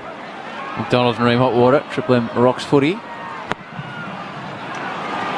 Away we go again in the middle after the Treloar goal. Just expanded that margin out to 9 points the way of the Dogs. Clark, high right football, tip, and Woody sets himself for the big hang. He brings it down to ground level. It was ambitious from McDonald tip, Woody, but we like that on a Sunday. And it's about time he started to light this game up a bit. We haven't called his name a great deal to you yet. McDonald tip, Woody, one of our favourites. Only 2 disposals and scoreless. Free kick, Peter Wright against Shaq Daddy. Yeah, it'll be interesting to see this one on the Harvey Norman replay. I think Josh Bruce had nominated and then Shaqy not realising that came in and interfered with his direct opponent, who is Peter Wright. Therefore, you can't do that umpire right in paying a free kick. Last goal was a beautiful goal. What are you seeing on the Harvey Norman there? I think you're right, Days. There's not a whole lot in it, but it is, as I said, 2 men in the ruck. So, man, very hard not to use the 2 metre term before you say his name. We'll go with Peter Wright. From 35 out, AFL footballer should kick the goal. AFL footballer does kick the goal. Wright's got 2. And the Bombers sneak back within 3 points. 5-5-35 is the Dogs. 5-2-32 is the Bombers. Triple M Beacon Trade scoreboard. Duck, you said it could be game of the round, and as per usual, you're right on the money. Yeah, he's. I know I wrapped him up before, but you forget Howie. I think, was he a top 10 pick, two-man? Unbelievable, Doug. Pick 8 in the 2014 draft. Yeah, so, he's a top 10 pick. Yeah, Duck, yeah. And he's not getting a game at the Gold Coast. And we've seen there's a number What was the reason, Duck? That's what I'm saying. There's a number of players at the Gold Coast, and we talk about what's going wrong up there. I know they had a really good win yesterday, by the way, but things that are going wrong, well, the players are leaving Daisy and playing better at the club they're going to. Yeah, well, if you did a top 10, I know, or top 20 or even team of the century that's left, Brownie, I know you've got a spare bit of time on your hand. You went with the Redhead team of the century. I did that during the week. Yeah, the Gold Coast team that is left would be absolutely unbelievable. There'd be all Australians, Coleman medalists, it's all happening. Tim O'Brien make that team or not? No, he didn't. For McDonald's and Remote Water, Triple M Rocks footy, stringer out of the middle, runs and carries. Right foot, long ball. Here he is again. Peter Wright. Bruns? Takes a big mark, and he's going back for number 3. Bruns? Okay. Bruns? Neville Bruns did not make it. Lingy? Lingy did make it. He was ruck rover. Jason Ackermanis was on a wing. Michael Weiss was in there. Oh, Acker won't be happy about that. Tony Delaney. He was a bottle. Dermot was in there. Barry Hall was in there. Okay. Dustin Fletcher. Barry Hall was a redhead. So here's Peter Wright. I'd like you to say that to his face. 35 out, 45 degree angle for number 3 for Big Peter, and he's got it. And the Bombers were in front for the first time tonight. 38-35, Triple M Beacon Trade scoreboard. Well, that's just a really good, solid mark. And as I said before, when he's in that sort of form, he's going to take some stopping. Got a bit of Paul Salmon about him, hasn't he, when he's in that forward line? Big fish. Yeah. Chew, man, what's the scores from centre bounces, if you could, please? Daisy, you are all over it. Fish. Yep. Bombers, 7 centre clearances, but they've nailed 3 goals, 1. Bulldogs 5 for just the 1 major. You really didn't think that one through, did you? The 2 metre fish. How tall was Paul Salmon? Chew? Peter Wright. I'll do Peter Wright. You do old mate. I reckon the fish about that. So, Peter Wright, how tall is he, Nate? 203. 203, and the Q-Man will get us the details on the big fish shortly. It's not the 2 metre fish, that just does not work. I reckon he was 200 plus. I reckon he was 206 from memory. Well, Q-Man will tell you exactly what he was. 205. Yeah. Okay, so just 2 centimetres taller, the 2 metre fish than the 2 metre Peter. Now comes out to the Bombers, Cutler, fit-looking man. He's got Clark just forward of the wing in front of Robbo. Deal. Drops it wide into the pocket. I don't think he was going that way towards Cox. It's too easy to get across the line. That went across the line. So we've got 4.5 to go. It is the Dogs trailing by 3 points before half-time, that is, after they led by 13 at quarter-time. That is all on the Triple M Beacon Trade scoreboard. Choice hotels around the grounds. The Hawks and the Pies, Chew. Howie, it's the Hawks by 24 points over Collingwood, 3 into the final quarter. And the Pies are working their way back into it. The Bombers have kicked 5 of the last 6 goals and enjoy a lead for the first time today. 3-point margin. Umpire's going to ball it up 60 metres out from their goal. 4 minutes 42 to go before half-time. It's been an entertaining half. Bontempelli being good, a little bit more quieter this quarter. To Daniel, goes back. Bailey Dale looks into the middle. This is a kick and hope. This is a big ball. One-on-one out there. Ed Richards fisted away from him. Picking up the footy. Out there was Waterman. Can he get the ball to a teammate? Long ball into the danger zone. Big Peter Wright can't get on this occasion. And the Dogs will run away with it. Again, a short ball looking for and finding Smith. Bailey Smith, two-man for Red's Edge. Disposal number 14. He's having some year, is Bailey Smith. Very popular amongst all different demographics, is Bailey. Up and under kick. Hugo Hagan will get buffeted off it. English doesn't. Stewart, the don't argue if you don't mind, works out nicely. Clark, Merritt, this is better. Cutler, the fit one. Sears to Tipperwoody out the back. Thought he'd go and play on, but our man now. McDonald, Tipperwoody should kick a goal from a tightish angle, only about 12 metres out. Good ball from Cutler. Yeah, shelling piece for this man. McDonald, Tipperwoody in the bright green boots. Fan favourite. 17-5 this year. Tipperwoody put that one down. He's on the board. And the Bombers, all of a sudden, they lead this game by 9 points on the Triple M Beacon Trade scoreboard. Tipperwoody's got his first. Yeah, when they move the ball quickly like that, they're hard to stop, aren't they? And that's exactly what they did, able to break that line again. And you're right, Cutler, just to have the vision to see McDonald Tipperwoody out to his left. Yeah, we have a look at it on the Harvey Norman replay. Tipperwoody came up to that stoppage as the extra, lost his man in the traffic, and then as soon as they won the ball, he was out of their front door style, went forward, and that's a good tactic that the Bombers have gone with, because the Western Bulldogs in that first term, it was around those sort of clearances that they were getting on top. Bob Jane T. Marts, Michael Roberts. Yeah, just looking at Richards, copped a stinger, so 2 doctors out to him. He's gone back onto the wing, so he's okay. Thumbs up there. 2 doctors for a stinger. Sussing it out. Had a look at it on the video, and they agreed that he was okay, so he's continued on, the number 20. Agreeing with Robert. 6 goals to 2 in the second quarter for McDonald Room Hot Water. Triple M Rocks footy. Not at all, Howard. Don't do it. It's not my role down there. He's the best in the business at it. Big Draper. He runs and he wants to go through. Did he get a free kick? He didn't. Bailey Smith gets it out towards Bontempelli. Slapped it long. Well done by Duray. Went in hard. Had to put his body on the line, and then he handballed it out wide to Hunter. Hunter with the left foot wide. Just a shallow entry inside forward 50. Can't mark it down there. Redmond at ground level picked it up. Went with a low bouncing ball, and Stringer looks up at him and can't believe he missed him, and it goes out of bounds. Groundy, defensively, the Bulldogs concede the least number of scores from stoppages at only 24 points per game. Today they've conceded 31 already inside the first half. Tom Mitchell's just kicked a goal at the MCG. Ash, what are his numbers today? I reckon he looks like he's had about 37 or so from what I've been seeing. How many's he had? 38 touches and a major, Howie. So 38 with that goal. Thank you, Chewy. Big day. Bombers working hard in defence. Garcia stripped with the footy. The umpire will separate the boys. Ridley runs back. He's got the job on Norton. So the Dogs attacking Draper. I like what he brings, a bit of aggression to the table. High ball, out of side. Ocean Grove Fly gets 2 fists on it. That's Cordy in game 100. Kicked the first goal in the grand final in the Premiership, Two-man, Cordy. Check that for you. Might have made that up. McRae, low footy, Johannesson. Probably just too far out, Nate. No, he's got the journey from here. Okay. He's going back like he does too. And Jason Johannesson, JJ, the Norm Smith medalist from that Premiership that we're just checking if Cordy kicked the first goal. First goal for the Bulldogs, correct. Righto, GF. thank you. Spot on, Howie. Yeah, mate. No worries. He's gone back a long way, Johannesson. And he'll take his very best, but Nate says he's got a big leg on him. He might run out to the right. Now he does.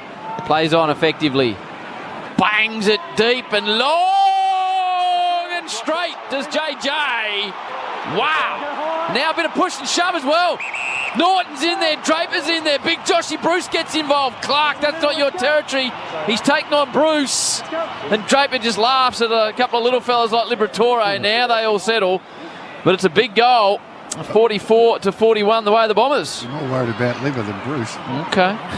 It's one they desperately needed, though, Howie, and it was on the back of some more good play.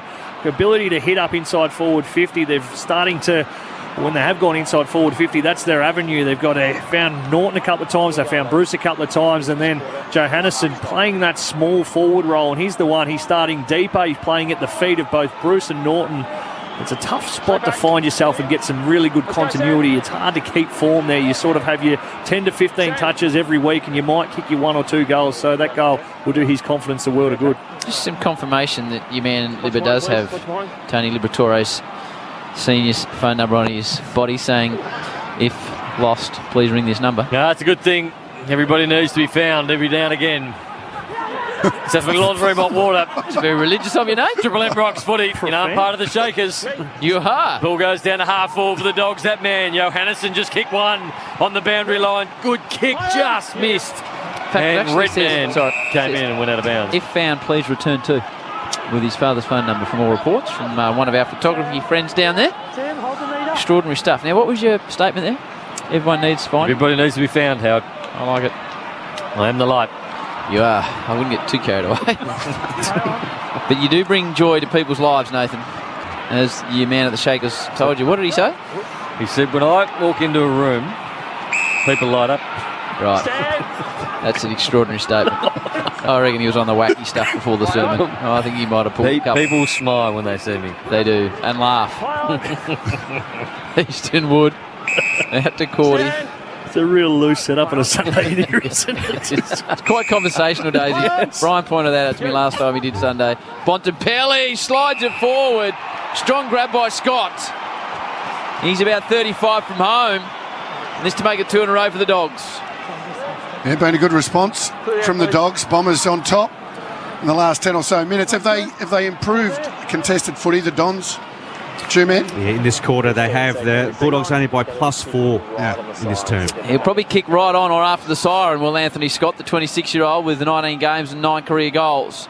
Down to 5 seconds on the clock. Scotty, as his mates call him, from about 35 out. And Scotty, he misses everything. Can't believe it. Throws his mouthguard in disgust. 2 first names. Yep. Half time here. Essendon, they lead it after trailing by 13 at quarter time. They picked up nicely on the Dogs. The Bombers 7-2-44. The Dogs 6-5-41. Essendon lead it by 3 points at the major break for McDonald's and Ream Hot Water. Triple M Rocks football. I am the light. That quarter for Beacon Trade. Supporting Sparkies with 7:30am opening hours, trade prices, click and collect and free delivery from over 100 Beacon lighting stores. For Ream Hot Water, Triple M Rocks footy. Built tough for Aussie conditions. When it comes to water heating, ask your plumber to install a ring. Every Victorian AFL team has said no to sports gambling sponsorship. Together, we can make sure kids get to love the game, not the odds. Triple M Rocks footy on Melbourne's 105.1. Hi, it's Marty Sheargold from Triple M's Marty Sheargold Show, and right now, Triple M rocks football, and I'm back Monday morning from 6. I'm a Carlton fan, so Chris Judd is king. Oh. But, you know. You don't think of him as a West Coast guy? No. I wonder what he thinks of himself as. Probably where he won the flag. He played 9 more games for Carlton than West Coast. So he's a Carlton guy. Triple M's Marty Sheargold Show. Weekdays from 6. Or hear it anytime on the new Listener app. To celebrate 50 years of Macca's, we're introducing the Mac family. And with every medium or large Mac Junior, Big Mac or Grand Big Mac meal, you'll get one of 6 free Macca's glasses, but only for a limited time. Available after 10:30am while stocks last. Experience the best at Harvey Norman. There's an HP laptop for everyone. Great all-rounder, the 14-inch HP, now $422. For an on-the-go workstation, get the HP 15-inch laptop, only $794, save $200. Work, play, and create faster with the HP laptop powered by an 11th Gen Intel Core i7 processor. $1,298, save $300. Experience the best best at Harvey Norman. At Coles, we're helping lower the cost of your weekly shop with Coles Bomb Liquid Breakfast 3-pack and the Oral-B Pro 800 electric toothbrush, both half price. Coles, value the Australian way. Offer ends Tuesday. Haven't caught the Hamish and Andy podcast lately? Here's just some of what you've been missing. Ahoy with a rumbling of excitement to you, Hamish. And ahoy to you, Andy. Everything's good over here? Yeah, I was just trying to give you an extra little moment to... I was eating a brownie. I started it foolishly as the music came on. Yes. But that bit where he goes, still buffering, thought to myself, thank God for that. The Hamish and Andy podcast, brought to you by Before Pay. It's your pay at your command. Download the new Listener app and listen for free. Listener. Next time you say, can I have a packet of whatever brand you smoke? Next time you say, I'm going outside for a cigarette. Or next time you say, I'm going to quit soon. Think about having to say everything for the rest of your life, sounding like this. Because you had to have your voice box removed. Smoking can take away a lot before it kills. Wherever you are on your quitting journey, Quit is here to help. You know what I don't like about the tile importer, Chops? It's the name. It makes you think they only import tiles, which is rubbish, because they sell all building supplies. They've just renovated their 1,200 square metre display centre with the latest kitchen, bathroom and flooring and lots more, all on the one site. Come on, Chops. We're off to build you that new kennel. Tile Importer is the place for your next building or renovation project with all the cheapest prices. 17 Natalia Avenue, Oakley South. Tileimporter.com.au. Every Victorian AFL team has said no to sports gambling sponsorship. Together, we can make sure kids get to love the game, not the odds. Triple M rocks footy on Melbourne's 105.1. Triple M rocks footy. This halftime break for X-Lock Tools and Accessories by Bosch. Extra fast, extra safe and extra easy. Marvel Stadium, the Dogs led by 13 points at quarter time. The Bombers lead by 3 points at half time. 7-2-44 to the Bombers, 6-5-41 are the Dogs. This is half-time break for Bosch Power Tools, X-Lock Tools and Accessories by Bosch. Extra fast, extra safe and extra easy. And good game of footy, Daisy. The Bombers kicked 6 goals to 3 in that second quarter to take a lead after the Dogs led it by 19 early in the quarter. But very impressive, particularly when the Bombers go forward. But the most thing I was impressed with was how good they put pressure on the Bulldogs ball carriers. Yeah, well, that's what they needed to do, and it wasn't really there in the first term. They were getting beaten around the stoppages around the ground. The Bulldogs, we know they're so good at chaining out from that and getting some really good looks after they do that. So well done to Essendon. They put another number up around the stoppage, trying to congest it a little bit, have that extra number in there to apply that pressure. And a couple of times it was Anthony McDonald, Tip and Woody who came up high to the wing stoppage, but as soon as they won it, he went forward on the back of it. One time he got a goal.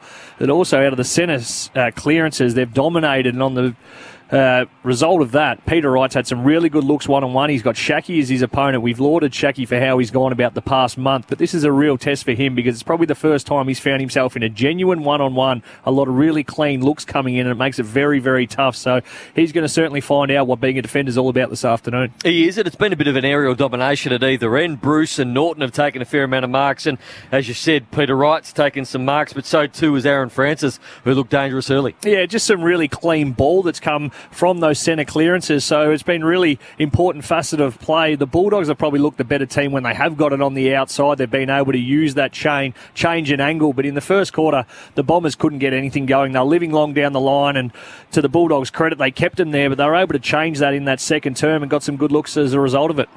The ruck battle's been an interesting one because Sam Draper and also Tim English, two contrasting styles, but I feel like Sam Draper's had the better of it. Yeah, he's been fantastic. A really, really just hard, old-fashioned, if you will. I was talking about a modern-day Mumford, the way he goes about it. He's had some really good looks. Got a really nice slapping centre clearance, one down the throat of Merritt as well, and then good enough to go forward and stretch English as well. We know that English likes to do that to his opposing ruckman, but well done to the young fella. And as a result of that, that means that big 2 metre Peter, 2 metre Fish or whatever you were going with there in that term, has gone and stayed forward, hasn't had to do a lot of the pinch hitting in the ruck. And when they do have a forward 50 stoppage, then Peter Wright can go in there and Draper can manufacture himself as the plus behind the ball.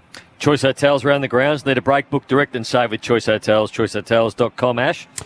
Brownie, it's the Hawks by 19 points, 14-7-91 to the Magpies, 11-6-72, just over 7 minutes remaining before full time. And what was the game high there? 19 points now. Yeah, the game high, Brownie, in that particular game, the Hawks got out to a 43-point lead. So a good comeback from the Magpies. Triple M Red Z Lending Stats. It's been a big stat half for the Western Bulldogs, but hasn't correlated to big scores. No, it hasn't. I mean, they're dominating the inside 50s, 32-19, but Brownie spoke about the Bombers' pressure. They're going at 196.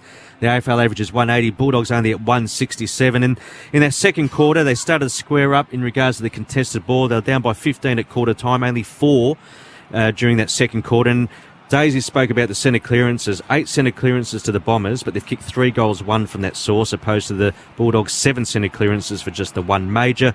Just some leading ball winners, McRae with 22, Bont with 17, Treloar, his first game since round 10, 10 disposals and a goal. Josh Bruce, 9 possessions, 5 marks and a couple of majors. And for the Bombers, 17 to Merritt, 13 to Parrish. And just the forwards, Francis, 6 disposals, 3 contested marks, a couple of goals. And Peter Wright in that second quarter, 4 disposals, 2 marks inside 50 and 3 majors. He's very right.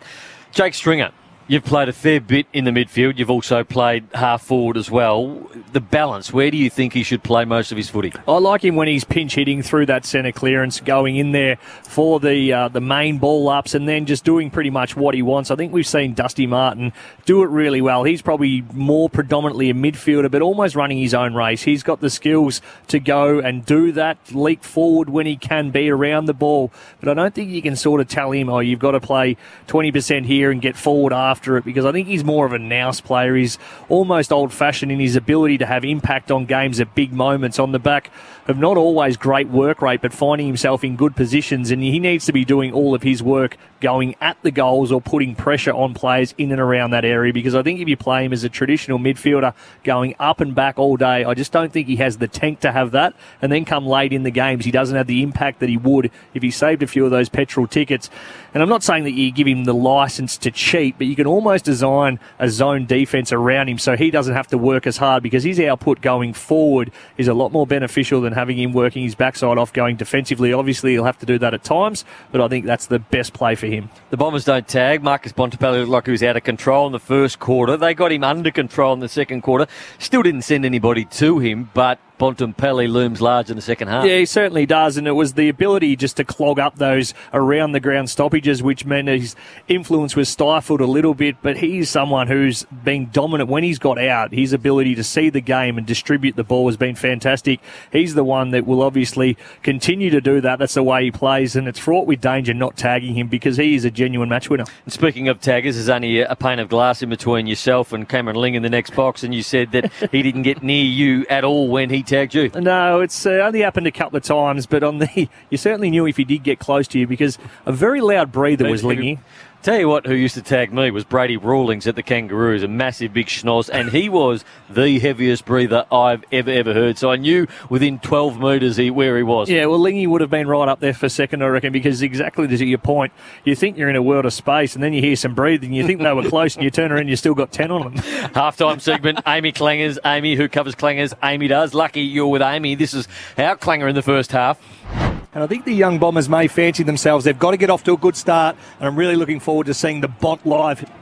Excuse me, just swallowed a prawn from the nice nuzzy goreng that I'm just demolishing. The Bont live, he has been fantastic in ripping Nick. It's a treat to watch players when they're in that sort of form. Duck. I think you get excited when you come to... I've got the same... Sorry.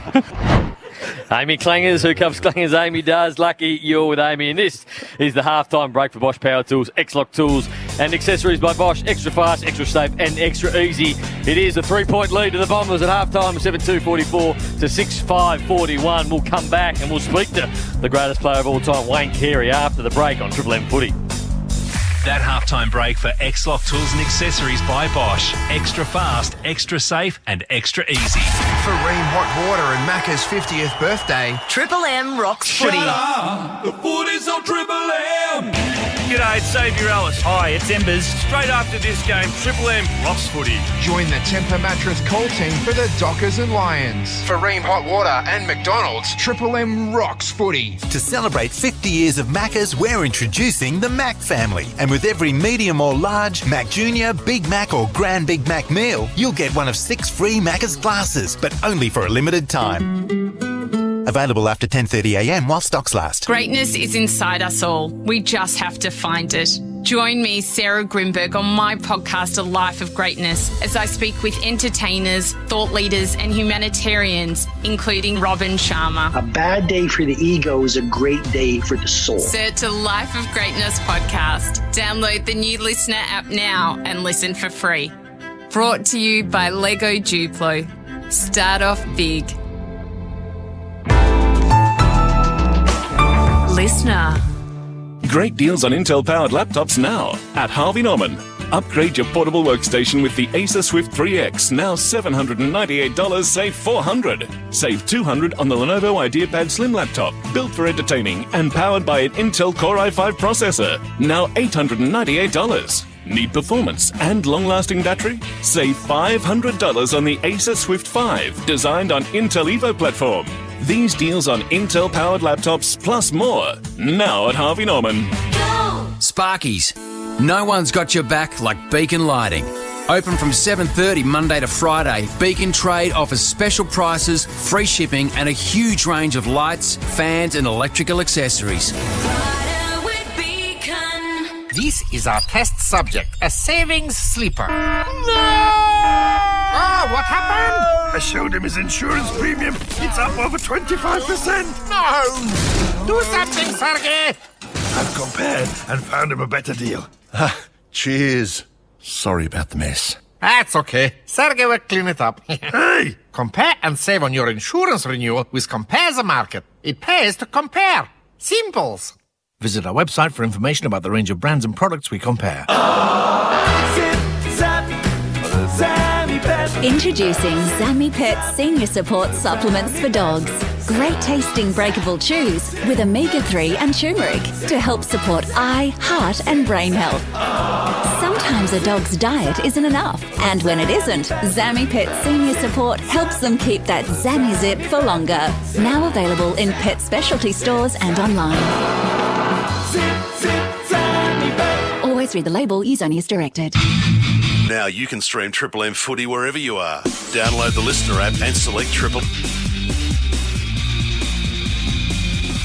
Hi there, Emma Griffiths at the News Briefing. Freedom for 11 local government areas across Queensland's southeast, including Brisbane and the Gold Coast, after a week of stay-at-home orders. It's a different story in the state's north, though, with Cairns and nearby Yarrabah entering a snap 3-day lockdown.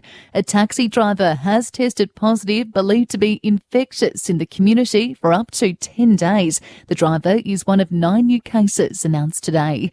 While a slight drop in COVID case numbers for Sydney, with the Premier warning daily infections will bounce around in the coming days. 292 new cases, more than 40 of those infectious while in the community. Meantime, a woman in her 80s has died in hospital. She was a resident of the Wyoming aged care facility and was not vaccinated. Gladys Berejiklian says we have 2 tools for a way out of this. And I also stress again how important it is for us to fight this outbreak through the lockdown, through everybody doing the right thing, but also through getting vaccinated. And they are the 2 tools we have to reduce the case numbers and look forward to a future which has fewer restrictions. To Victoria now, 11 new cases in Melbourne today, all infectious while in the community. The Premier is calling for more testing, with 40,000 Victorians getting swabbed, while 50 new vaccination clinics are opening across the state today. And speaking of vaccinations, a potential boost to our rollout, with the Therapeutic Goods Administration expected to approve the Moderna jab within the next fortnight. The Royal Melbourne Hospital Home Lottery is back with a $4 million grand prize in Camberwell. Visit rmhhomelottery.com.au. Permit 10265. Getting down to a chilly 9 degrees tonight, a cloudy day tomorrow, 16 the top, mostly sunny on Tuesday, 18. And to stream every minute of footy live this weekend, wherever you are, download the Listener app and select Triple M Melbourne 105.1. Triple M rocks footy. This quarter for IGA Liquor. Proudly local, proudly independent. IJ Liquor, they got you covered this footy season. Get your favourite spirits, beer and wine. Head to ijliquor.com.au to find your nearest store. IJ Liquor, proudly local, proudly independent. Was the Dogs by 13 and a quarter time with the Bombers. And a very nice term. They kicked 6 goals to 3 to lead it by 3 points at the half-time break. 7-2-44 to the Dogs, 6-5-41. Peter Wright has kicked 3. Josh Bruce has got 2 for the Western Bulldogs. Mark Howard and Wayne Carey with you. A couple of minutes till this one gets underway. Interesting game over in the West, Duck. I know you've been very big on West Coast all year. They take on Melbourne tomorrow night, Monday night footy. Before you get to the game, what do you think of Monday night footy as an affair, or you prefer Thursday night? Yeah, I think I prefer Thursday night. It's too long a wait. I know players certainly don't like or wouldn't like Monday night footy because they've got to sit around all weekend before their game. So Thursday, definitely before a Monday, but on the odd occasion, and obviously due to what's going on, I don't mind it. I certainly know I'll sit down and watch it. Well, there's not much else to do, is there? Let's be honest. No, well, that's right. And the Olympics have finished, so I'll be tuning in. But West Coast for me, I said during the week, Howie, I hadn't jumped off, but I would argue, along with the Blues and the Saints, who have had a little mini run, although they got beat last. The biggest disappointment of the year for me. The Eagles. With the list that they've got and how they've lost games. I think they've been really poor. In saying that, are they capable with the list they've got to upset Melbourne? Yes. Will they on form? No. Do you reckon Melbourne will get to the really pointy end of the finals? They get to a prelim and potentially further Melbourne? They're hard. Just come off the ball a bit. Well, they've come off a bit, but what we don't know is we don't know what they're doing off the track. Or training loads. Yeah, all of that sort of stuff. So what I will say, because they had a period there where they looked really hot, they've had a little period where they've sort of dropped off, and I think they're just slowly building again. This will tell us a little bit, I think, on Monday night against a quality opposition. If they bring their best, it should be a ripping game. They were fantastic last week, the D's. 98 points to the tune. They touched up the Gold Coast Suns. Gold Coast didn't score a goal for 90-odd minutes in that one. So defensively, that's how you want to go out against those lesser sides, and that's the tightening of the screws. They're the little victories and the things internally that you like. History, though, says for the West Coast, they're right in it. They've won the last 3 against the D's, and we saw on Friday night a little bit of history. The Giants hadn't lost to the Cats since 2019, the only team Geelong hadn't beaten since 2019 and 2021. So history might be the form guide. Extraordinary. Nicely done by you two gentlemen. Bob Jane Team Arts, buy 3, get 1 free. Instant cashback on Bridgestone, Continental and Pirelli and many more. BobJane.com.au. Mickey. Yeah, Dylan Shields come out of the huddle when they were warming up, came straight over to the physio, boot off. So we're looking at left foot, trying to get some sort of circulation or that foot organised. So boot off, having some work done. Shield. Thank you, Robbo. Choice Hotels around the grounds. It's all over at the MCG. It is, Howie. Hawthorn defeating Collingwood by 19 points, 15-7-97 to the Magpies, 12-6-78. Tom Mitchell, 44 touches, and Kaczynski booted 3 majors. And live ladder, are the Hawks now above the Pies? They are. They're sitting 15th, 2 points ahead of the Magpies. All right, the Mac family, man, thank you, has arrived at Macca's. Get a free limited edition glass with every medium or large Mac family beer. Here's our main man on a Sunday, Nathan Noodles Brown. Bounces good in the middle. Draper got up high. And then later tackle, and the umpire called the ball up again. I'll give you both one last warning, no clench fist. The umpire giving someone one last warning. Devon Smith tackled to the ground. Will have another ball up. Same position, hasn't moved. Riley Garcia was your man off the ball in the fluorescent yellow boots, getting the talking to. Him and Redman. They got a good warning as Liberatore gets up off ground level. Draper and English stepping through was Bailey Dale. He did some nice work. Right foot ball inside forward 50. It got over the back. Stewart couldn't mark it. Bruce came in. But then Stewart got back and did really well. Releasing kick looking for Tipperwoody. Easton Woods there. Fisted it down to ground level. And then just barreled it left foot out of bounds on the full. Good want to see that one again. Hey, sort of the old under-10s throw it up in the air, swing the boot at it. Almost a hammer foot. Yeah. Triple M Seabus Super Special Comments, delivering consistent long-term return for members. Seabus for all. You've got Wayne Carey and Daisy Thomas filling in for Rossi on a Sunday and doing a fine job as well. Thank you, Stan. It's a 3-point lead to the Bombers right at the start of the second half. Tipperwoody sets himself. Easton Woods had the best of that battle so far. Tipperwoody's kicked 1 goal. Bailey Dale steps, dives, weaves. Clever hand pass. Bontempelli further by hand to McRae. He drops a nice footy forward. Comes down to Liberatore. Merritt, couple of tough men. And the ball not going anywhere. So the Dogs was a 19-point game high lead, Ash. Triple M Red Z Brownie, 19 points spot on. The Bombers by 3 now. Ball near the boundary line. Norton picked it up. Fast handball, Liberatore. Another one out to Scott. It's a high ball across the face. Not a good one. And in the end, it lands in the hands of Cutler. Took an easy mark. Clear out, thank you. Should have done better than that, Scott. Had enough time and space, didn't he? We've seen that happen a few times over this weekend. Players going for that and hitting the belly of the ball. One on Friday night that cost the Cats the game, arguably. Rioli did one last night. Yeah. Tim? No, not Rioli. Hold the meter. Yes, Rioli. Morris Jr. Oh, wasn't that good to see? Unbelievable. Good Meant story to talk for about that. About that tackle. Sunday rub. Yes. Just great to see Rioli floating around. Another one in that amazing group of footballers. And there's Garcia. He looks a lot like Scott. You've got to be careful. Sometimes they're easily confused out there on the ground. Tim. For instance, that last shot that was blamed on Scott could well have been Garcia. No. I think you might find it was, Nate. Parrish down towards right.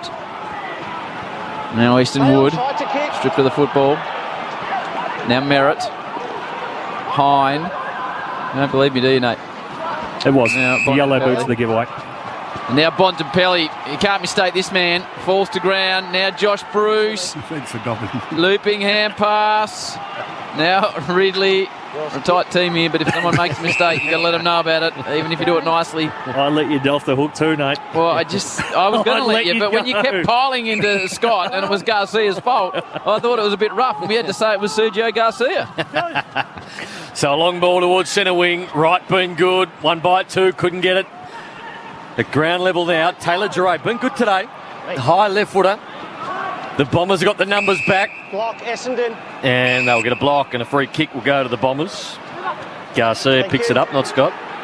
Stand. Time. And the Riddler will take a free kick in the back end and he goes for a long ball looking for Tipperwoody. Outsized. Peter Wright comes to the back of the contest. He's kicked 3. Has Sneaky Pete. Oh, run down from behind. A couple of Dogs. Now there's a nice run on. Smith. Caleb Daniel. That's English. And he raised his elbow towards Smith, as you so often see. Didn't make the contact, but very similar to Toby Green, but completely different result. Yeah, it was, and arguably if he had a slip there, he would have made contact to the jaw, a la what happened on Friday night. Oh, Bontempelli has to be a throw. He tried to pick it up with one hand and palm it. He's good, but he can't get away with that. The Bont. Thank you. So Clark looks like he's rolling with Bontempelli at the moment.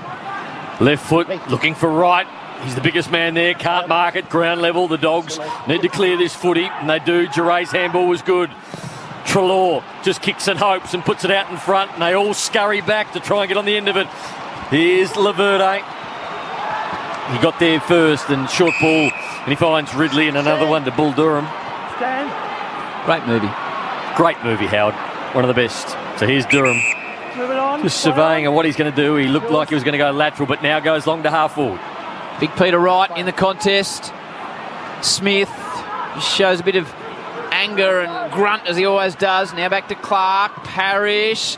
Centering ball. Looked pretty effective. Liberatore gets back on the hole. Dylan Shield flows onto the footy. Hine. He's got some toe. Gets around Liberatore. Unloads from 52. Hine doesn't kick a goal.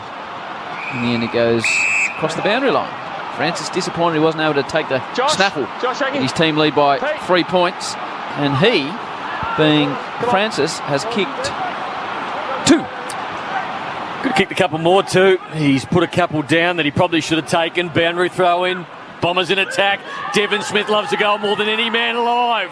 And he turns around the body and hits the post.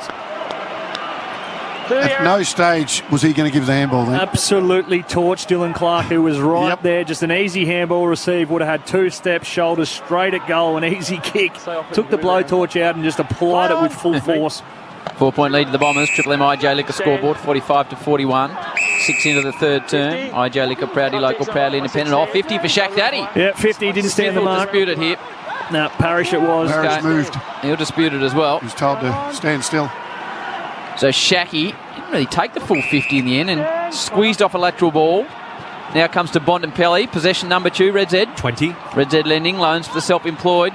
Could be on the way to more votes. Bontempelli with a ball like that to Norton. Duck. if you were playing for the Dogs and you were leading forward, your eyes would light up when Bont gets the footy. Yeah, it's a part of his game. I reckon he's improved. Earlier in the year, he was kicking them a little bit long. Actually, a couple were going over the top, but I reckon that has improved as the year's gone on. But that was just a dart. Talk me through Norton's kicking technique, Duck. He's a bit hit and miss. Yeah, he is a bit hit and miss. It's not textbook, let's put it that way. But he can hit a nice ball. Some big arms on him, has Norton. It's a pretty nice ball. It'll fade and hit the post. So he's kicked 1 goal, what, Chewy? 1-3 It's now? 1 goal, 3, yep. Okay. How many posters is that today, Ash? For Triple M Red Z, I have 2 posters. 3-point lead Bombers. The average is 2.1 a game. Is it? So, yeah, they're right on that at the moment. Triple M Red Z lending stats, loans for the self-employed. Thank me later, Ash. Will do, Brownie. Parrish feeds it back. Another one to Laverde. They transfer play from one side to the other, looking out there, and Lockie Hunter almost made a meal of it, and it goes out of bounds, and we'll have a boundary throw in. I'll tell you what, you need to start giving some credit out here, Brownie. You've rolled with the Jacob Wiedering, the human caravan, stole that off me. Ash and his little protege Ethan yesterday gave you the AFL stats after he spent 15 minutes researching it, and then you've rolled out and just claimed it as your own. So that came from Ethan, the one about the post. That's even rubbing further insult to injury for the tune man, who's in his testimonial year and he's got a bit of heat on the back of his collar. Well, I did ask the question about how the average was. Okay. Felt like it was my stat in the end. Cutler to Hine. Haven't done a game with Ethan. How does he go? Very good. Very good. Chew man getting more nervous by the week, I'm led to believe. Apparently, they're not a close bunch, the statisticians, although there's only a couple of them. Oh, super competitive. Throwing abacuses at each other. That's the way. Now Shield puts it under the arm. Wobbles the ball inside. 50. Waterman implying a tackle back there. Right under Alec. Dogs will be looking to exit. And they do. Cordy, game 100, puts a hand pass that sets McRae a task. Back to Cordy now. Wobbles the footy forward. Bontempelli. You're right, Duck. He just says bounce my way to the Sharon, and that's exactly what happens. It's incredible. Now he goes to Treloar, centre wing. Off you go, Nate. Treloar, short ball into the middle. The Dogs will reload. Shacky with a run and carry. Left foot ill-directed, straight back to the Bombers. So Laverde takes a very easy mark on his chest. Everyone flat-footed at the moment. It's been a frantic start to the third term. No leads coming. Now Peter Wright offers some sort of movement. Kick towards centre wing. Shacky ducks back. Gets up high, fists the ball away. Giray did well, but then went it without the footy. Durham come out. Tackled by Treloar. It's a really good one. Bob it out in the tackle. Coming in was Waterman. Beating him to it was Dunkley. Underground handball to Bontempelli. Possession number 22. Handball was good to Liberatore. Spun out of a tackle. Got it out to Scott. Another one onto Richards. Richards across the 50. Left foot. He went with the underground ball. McRae, opportunity. Slipped as he kicked it. Not going to be a goal. And eventually, can they get one off the ground? Had another go at it. And they couldn't have stuffed that up anymore, the Bulldogs. And Nick Hine picks it up. Geez, that was a good smother by Stewart. Bruce was going off the ground and just dived across his boot. Ridley, risky ball over the top of Laverde. Lands in the hands of Wood. Where's Laverde come from as a name as they go inboard to Liberatore from 45. Libba, low ball. Goal for Liberatore. And the Dogs snatch back the lead. 7-6-48 to the Bombers. 7-3-45. That is all in Triple MIJ Liquor scoreboard. Laverde, is it sort of French or Flemish or... Frenchy? Spanish. Spanish, is it, Chew Man? Okay. Thank you very much. Nickname Salsa. Verde means green as well. Right, Salsa Laverde. Yeah, not too bad, Nate. Doesn't cook with the lager. Yeah, it's not too bad. Yeah, it's good. Yeah, it's all right. What do you think of the goal, boys? A very impressive goal. Good reward for effort, for dominance inside forward 50. Repeat entries. Only a small part of their game that they need to tidy up, and they've been really dominant in the first 10 minutes of this third term. Hardly been sighted up the other end. And Bontempelli, we said it in the pre-game, sometimes players just start to look like they've almost got the cheat code. Dusty's been one of them. You come to the footy and he's a level above almost, which is hard to believe at this level, but he is certainly one of those players at the minute, Bon. It's an absolute treat to watch him live. It's inside 50 since quarter time, 26-12 the Bulldogs' way, but they've been outscored by 10 points. G-Man with the Reds Eds, season 20 of the testimonial year. Big function coming up at the end of the year, which we're all looking forward to. Black tie. So the Dogs have kicked the last two in this game. They lead by 3. Bailey Smith tackled, dispossessed. Snelling did a really good job, and he got it out to the big-chested Shield. Another chain of handballs trying to work their way forward. Bailey Smith lays a good tackle now. Waterman comes in and picks it up. Back to Parrish. He's backtracking, but then dumps it back inside forward 50. Wright's there. Can't mark it. Front and centre. Smith. High fend. And the free kick will go to Smith. So it looked like Smith fended up high, but then Shackey, his tackle slipped up a little bit higher than the Triple M Harvey Norman replay screen. So Devon Smith from 30 out directly in front. Just having a look at the Harvey Norman now, Brownie. Yeah, the first arm went high. It was not a lot. A little bit in it. Free kick. Devon Smith, 30 out directly in front. Pokes at it, but kicks the goal. Bombers back in front. 51 plays 48. Triple M IJ Liquor scoreboard. They're proudly local. They're proudly independent. Well, another goal for the Bombers after a centre clearance, and Devon Smith, well, he's slightly lucky again, Doug, because his first option was to not give a handball to the three players who'd made really good position. I know they like him. I know they like his energy, what he stands for. He brings that little bit of a hard edge, but sometimes he needs to do the team things first and not worry about doing it and trying to do it all on his lonesome, because he got to be a little bit lucky there. Triple M Seabus Supers delivering consistent long-term return for members. Seabus for all of us.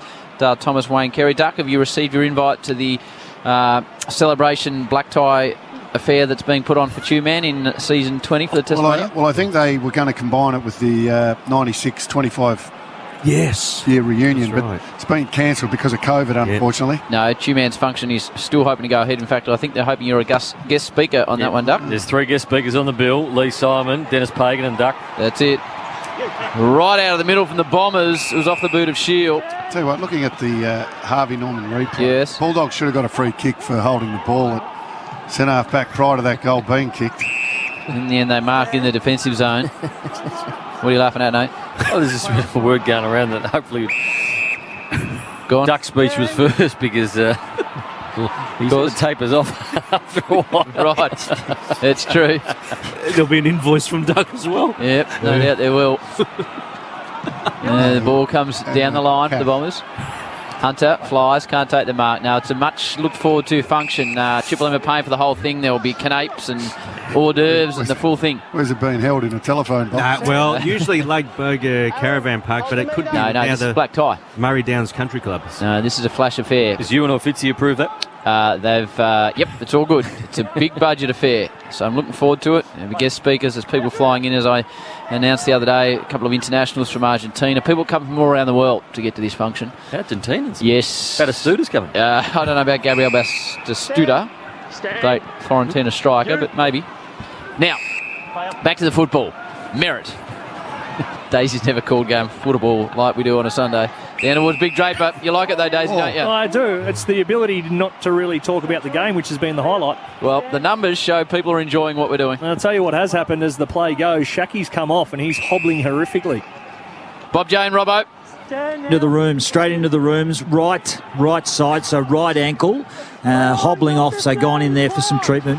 Doctor and physio, medical kit. Yeah, Dr. Gary Zimmerman, one of the nicest blokes in footy, takes charge of. You would have spent a lot of time with Gazzy, a funny man. Had a lot of interesting conversations with Gary. Funny man. He is. So ball up on centre half forward for the Bombers. Draper grabs it out of the ruck and tumbles it forward. It's a bouncing ball into the pocket. Can they get a goal? They can. I reckon that's off the boot of Guelphy. Did a really good job. Read it nicely. Got the bounce and kicked it. So the Bombers now out by 9, 57-48. IJ Liquor scoreboard. I think you'll find here, Daisy, when you look at the Harvey Norman, he gave a little header to himself. It hit him on the head, I reckon. He was in the wrestle on the goal line there as the ball took a really weird bounce and he couldn't get his hands up, so he's... Correct. I think you might be right there. He sort of nubbed it in his own direction and then good enough to break free of his direct opponent. Sam Kerr style. Oh, top right corner. We'll have a look. Harvey Norman, your leaders in technology with a huge range of laptops to suit any budget. Shop online with contactless click and collect available. We're getting a look at the Shackey incident instead. It's a hyperextension of the left knee and looks gross. One of those real yuck ones. Yeah, it does not look good. Oh, gee. Shackey, that's a nasty one. The injury subs for the sides today are Robbo, Bob J. Smith, Rourke Smith and Archie Perkins. Thank you. Stringer grabs it out of the middle, looping handball forward, hits Clark. This could be 3 in a row for the Bombers. Straight out of the centre, Merritt, good use. Look at this. hits Waterman on lead. Don't know much about this bloke, but I like him, Nate. Got a beautiful kick. Got a big derriere. Yeah. He's big, thick-set unit. He's a big, strong boy, isn't he? Yeah, long kick and good kick. Rourke Smith just put the black armband on, and he's starting to warm up, so he might get a run. 6-1 from set shots. Is he? He's a big man, isn't he? As you said, he's quite well structured through the posterior region. Daisy. Watch the distance, though. Okay, he really leans over it now, pumps it high, and doesn't really trouble the scorers a great deal. Just sneaks it through for one behind, and it is now a 10-point lead to the Bombers, 58-48. We've got 8:27 to go before the final break. You're listening to the M's on a Sunday with this man, Nathan Noodles Brown. Bailey-Dale goes wide. Shacky looking all right, is he? Well done by Duray. Almost got run down. The Dogs, ill-directed handball again, but they get the footy back. Bailey Smith. Here they go, another one. Back to Smith again. Come from Richards, down half forward. Two Dogs spoil each other. Then Draper at the ground level, need to pick it up. He's under pressure. Ugle-Hagen's there. Ball came out. Ugle-Hagen to kick a goal, and he does. Really good movement by the Dogs. They almost made a mess of it when two of them went up against each other, but at ground level, the only man there was Draper, who couldn't quite pick it up, and the Dogs get back to 4 points. It's 58-54 in favour of the Bombers. They did their best to muff it. They had two guys fly with one another all by themselves inside forward 50, but then just the pressure and nice finish in the end. Yeah, he's been pretty solid this afternoon, I think, Jamari Ugle-Hagen. He's certainly, the more footy he plays, is so often the case, the more you feel like you belong at their level, the more you pick up the pace a lot quicker. It doesn't take you till after half-time to have some impact. He's been really good below his knees. He's got himself involved, putting some pressure on as well, and some good reward for effort. And good to see he didn't drop his head in that second term after missing one from directly in front, only about 5 metres out. Bob Jane, teammates, Mickey, Yeah, Josh Shackey, fitness test. He went into the rooms. He's come back out. He seems to be moving okay, doing some squats and some jumps. As you saw on that replay, hyperextension, okay on the left side. Thank you, Robbo. Live later when you get a chance, Chew. I need to know about the Bombers and potential top 8 positions if they were able to win this game. Down towards Bruce. Comes again, Joshy Bruce. Didn't have time to get rid of the footy. Gleeson got him really quickly. Now it spills out towards Redmond. He takes on Richards, takes on another tackle. Ugle-Hagen dumped him after he got rid of the footy. Gets away with it though. Cutler, handball missed. Hine might work it anyway. Back to Gleeson. Now Hine steps around Johannes and boundary line. Two-man Red's Ed. Yeah, so with the Bombers, if they were to defeat the Bulldogs today, they'll only be 2 points outside the 8, behind the Giants. And you look at their next games, Howie, they play the Gold Coast Suns, followed by the Magpies. You'd say both are winnable. Okay, Chewy. So the Dogs are in attack again. They trail by 4. Boundary throw in. Draper. English wanted at the back. The ball releases out of the defensive 50 for the Bombers, and the race is on. Bailey Williams is the first one back there. Hemmed in on the boundary line. He turned it around the corner, but only back to the Bombers. Merritt had a stack of it. Got it to Dylan Shield. Dylan Shield, underground handball, went back to Merritt, but McRae beat him there, and the ball goes out of bounds. We'll have a boundary throw in. Big numbers today. McRae normally gets a fair bit of it. So too does Merritt and Parrish. How are they stacking up? Close to 30 possessions, Ash. McRae, 28 leading ball winner on the ground. Merritt, 22. Parrish with 19. Earlier on today, Chewy, for Red's Ed. Hawks defeated the Magpies, Howie, by 19 points. And after this game on the M's, you can listen to Fremantle taking on Brisbane up the stadium. Yeah, interesting game of football, that one. Push in the back. Freo, another place team looking to get a top 8 position. Push in the back. No Nat Fife, though, Chewy, with a shoulder, which is unfortunate. Yep, Dockers win. They'll be inside the 8. Okay, Treloar. Daniels snuck up on everyone this year. Fremantle going the right way. Oh, English. Nice stretch inside 50. As we always say, Duck, the most polite man in football. He'll line up from about 45, 3 metres inside the boundary. He really is, and he's just getting better and better. He's going to be some sort of footballer, I reckon, but you're right, he's just such a well-spoken, quiet young man. But on the footy field, he doesn't play like that. No, he plays with an aggression. I think he might live with old mate Aaron Norton. He does, I think. Okay. So, Timmy English. Very different hairstyles. Very different. More your stock standard for Timbo. Tight angle. It's going to go across the face. Now the Flyers come. Bruce! Have a look at this man! Nath, he's big, he's strong. He's tried to claim that in the square. And he takes the mark. He'll go from an angle, but it should be Josh Bruce's third. I like watching him play. Perfect. Thank you. Just in line here. He just goes hard at the footy. He had that big day out where he kicked 10 Chew against... Can't quite call. I think it was the Kangaroos, Chew. Yep. Might have been an Easter game that we were calling here, the day that Josh Bruce went mad. Nope. And he might have missed this. Surely not after that pump up. He has, Joshy. He's a bit like a box of chocolates. You never know what you're going to get. You're mad. Yeah, he has gone mad. You never know. Thank you, Forrest Gump, in the back row. There's a bit of Tom Hanks about you too, Duck. I can see that. Oh, yeah. Okay. You're more sort of your Captain Phillips, though. Yeah. It was an opportunity to put the Dogs back in front. Okay, Alan. Redmond. I prefer Arm Wilson, but yeah, I'll take it. You look like Alan. Yeah. Similar interactions with your work colleagues too, as Alan. I don't know about that, Daisy. Merrick goes wide towards centre wing. Big fly from Stringer. You can get stuffed. Never work again on a Sunday, Ground level into the middle of the ground. You'll never work here again. Devon Smith. There's a game of footy going on. Howard. He got it out to Tip and Woody. Can he pick it up? Has he got the space? He did really well. Peter Wright's going to kick his fourth. Brilliant play from the Bombers all the way from the back pocket. They went coast to coast. And it's now a 9-point lead. 64 plays 55. If you're wondering what we're talking about, Howard looks like Ellen DeGeneres. I don't think I've had any workplace issues and had my show cancelled, but it comes to all at some stage, Daisy. That's it. It's only a matter of time, I guess. All good things must come to an end. Yep. You got any special comments to add, Daisy? You're just going to roll out a couple of cliches. I'm enough with the pile on you, Howie. It's been fantastic working with you the last few Friday nights, although I never got a word in, but it was good fun. And that was a good passage of play by the Bombers. Their ability to chain, Duck. First time we've probably seen them go through the corridor at pace and link up, and on the back of it, getting a really nice foray forward. Tip and Woody, well done. The ball wasn't sitting kindly for him, as we see on the Harvey Norman replay. Good enough just to tap it to himself and then still have the presence of mind to get it over the top. Peter right in the goal square. Torch Laverde win himself. And you've got to say the Bombers, whether you like the Bombers or not, you watch them play, don't you? Because last week against Sydney, I thought that was the match of the round, and this is proving to be similar. They play a really good brand. For McDonald's and Ream Hot Water, Triple M Rocks footy, 3-2 for the term. The way of the Bombers, they lead it by 9 points after leading by 3 at half-time and trailing by 13 at quarter-time. Parrish puts it out in front of Stringer. Haven't called his name a great deal, Chewy, but when he gets it, we light up. He's only had 8 touches and scoreless. Ball goes across the line. It'll be tossed back in. Stringer thought it was insufficient intent. A little bit off today, Jakey. What are his numbers? Yeah, 8. 8 touches. 8 touches and scoreless, Duck. You said that 16 seconds ago, Duck. Okay. Boundary throw-in. I don't listen to everything, Tuesday. Bombers in attack. Parrish with an opportunity. Does he screw it back, Darcy? Parrish! What a goal! Just what the Bombers needed. And they go out to a game-high lead, 15-point margin, 70-55.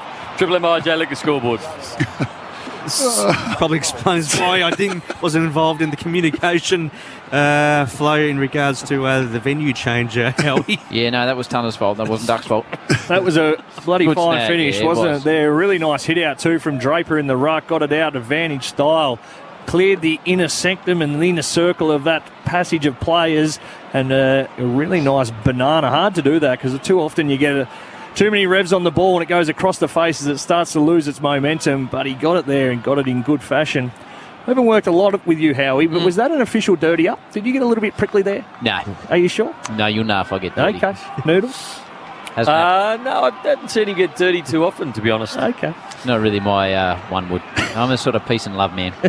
Just a Triple M Red Z. Bombers now have posted 8-3-51 from scores from stoppages. Bulldogs 2-3-15. Thank you, Chewy. Bob Jane, Robbo. Didn't realise that Josh Shackey was 201 centimetres, but he's back on the ground after that hyperextension left knee. Okay, gone back to fullback. Great stuff, Robbo. Garcia screws it around towards Norton, hits the pack hard. They clear out of his way. Norton looping hand pass. It was ambitious. Maybe could have gone his own in the end. Tried to give it to Dunkley. That was always going to be difficult. Now Hine works into the back pocket, comes across the face. Risky ball, McRae. As soon as he kicked it, I thought, oh, this doesn't look good. McRae centres the ball now. And what hands it is in, because it is in the hands of Marcus Bontempelli. 40 out. Just as he kicked across the face, you thought, oh, hang on. Yeah, it was good mark by McRae because he had to go back. He didn't know who was behind him and who was coming. It was solid, and this is a part of his game, Bontempelli, that he's improved.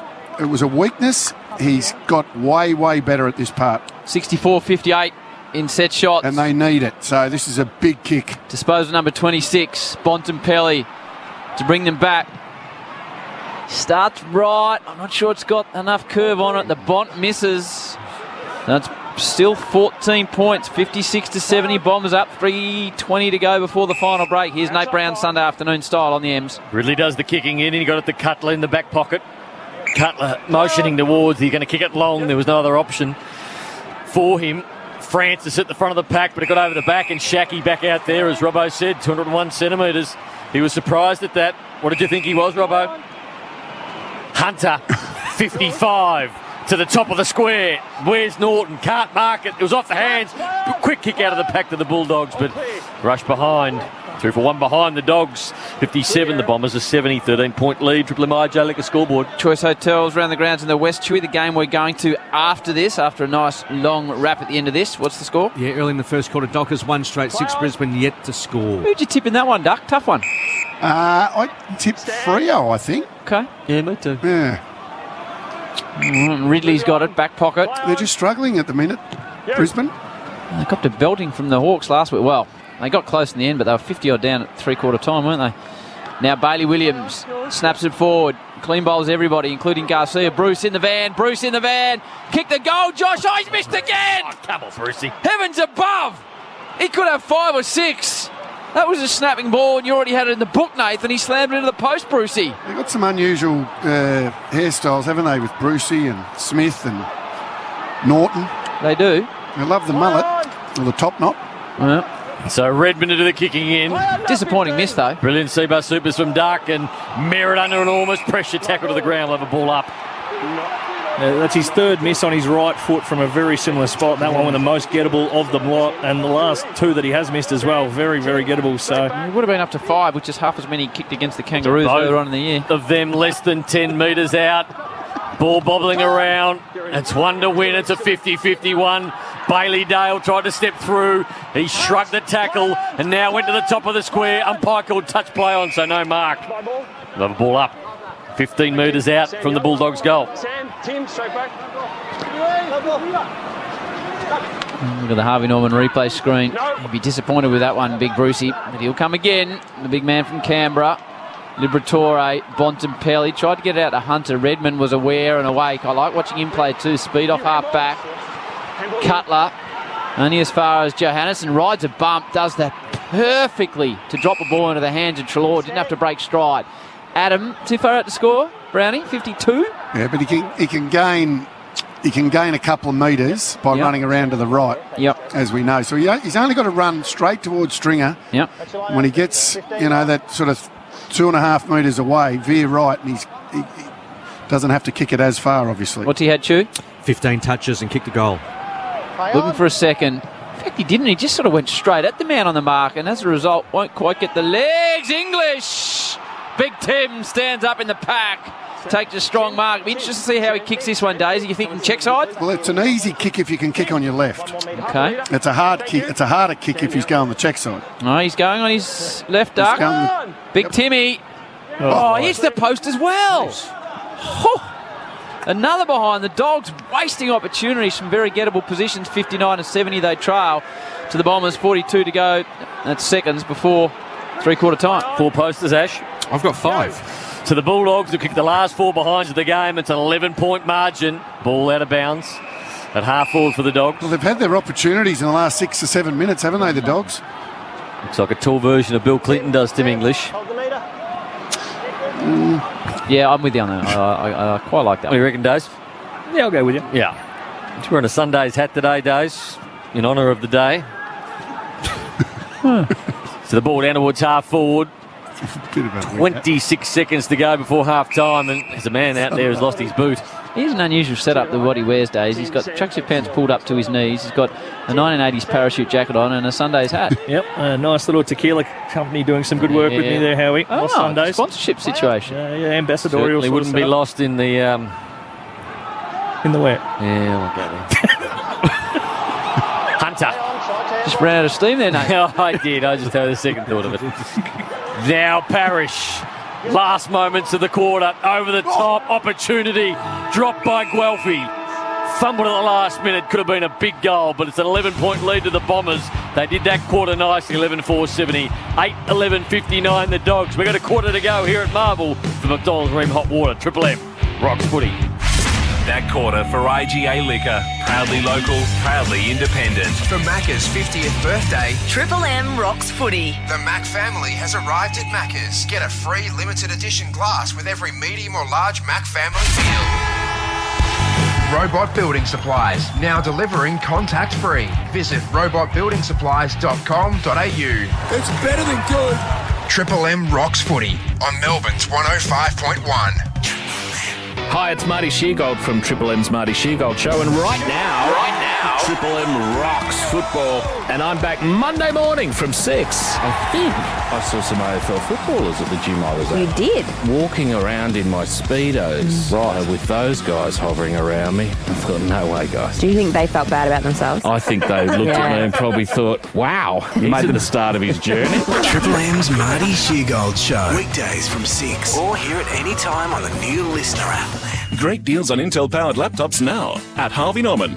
Upgrade your portable workstation with the Acer Swift 3X, now $798, save $400. Save $200 on the Lenovo IdeaPad Slim laptop, built for entertaining and powered by an Intel Core i5 processor, now $898. Need performance and long-lasting battery? Save $500 on the Acer Swift 5, designed on Intel Evo platform. These deals on Intel-powered laptops plus more, now at Harvey Norman.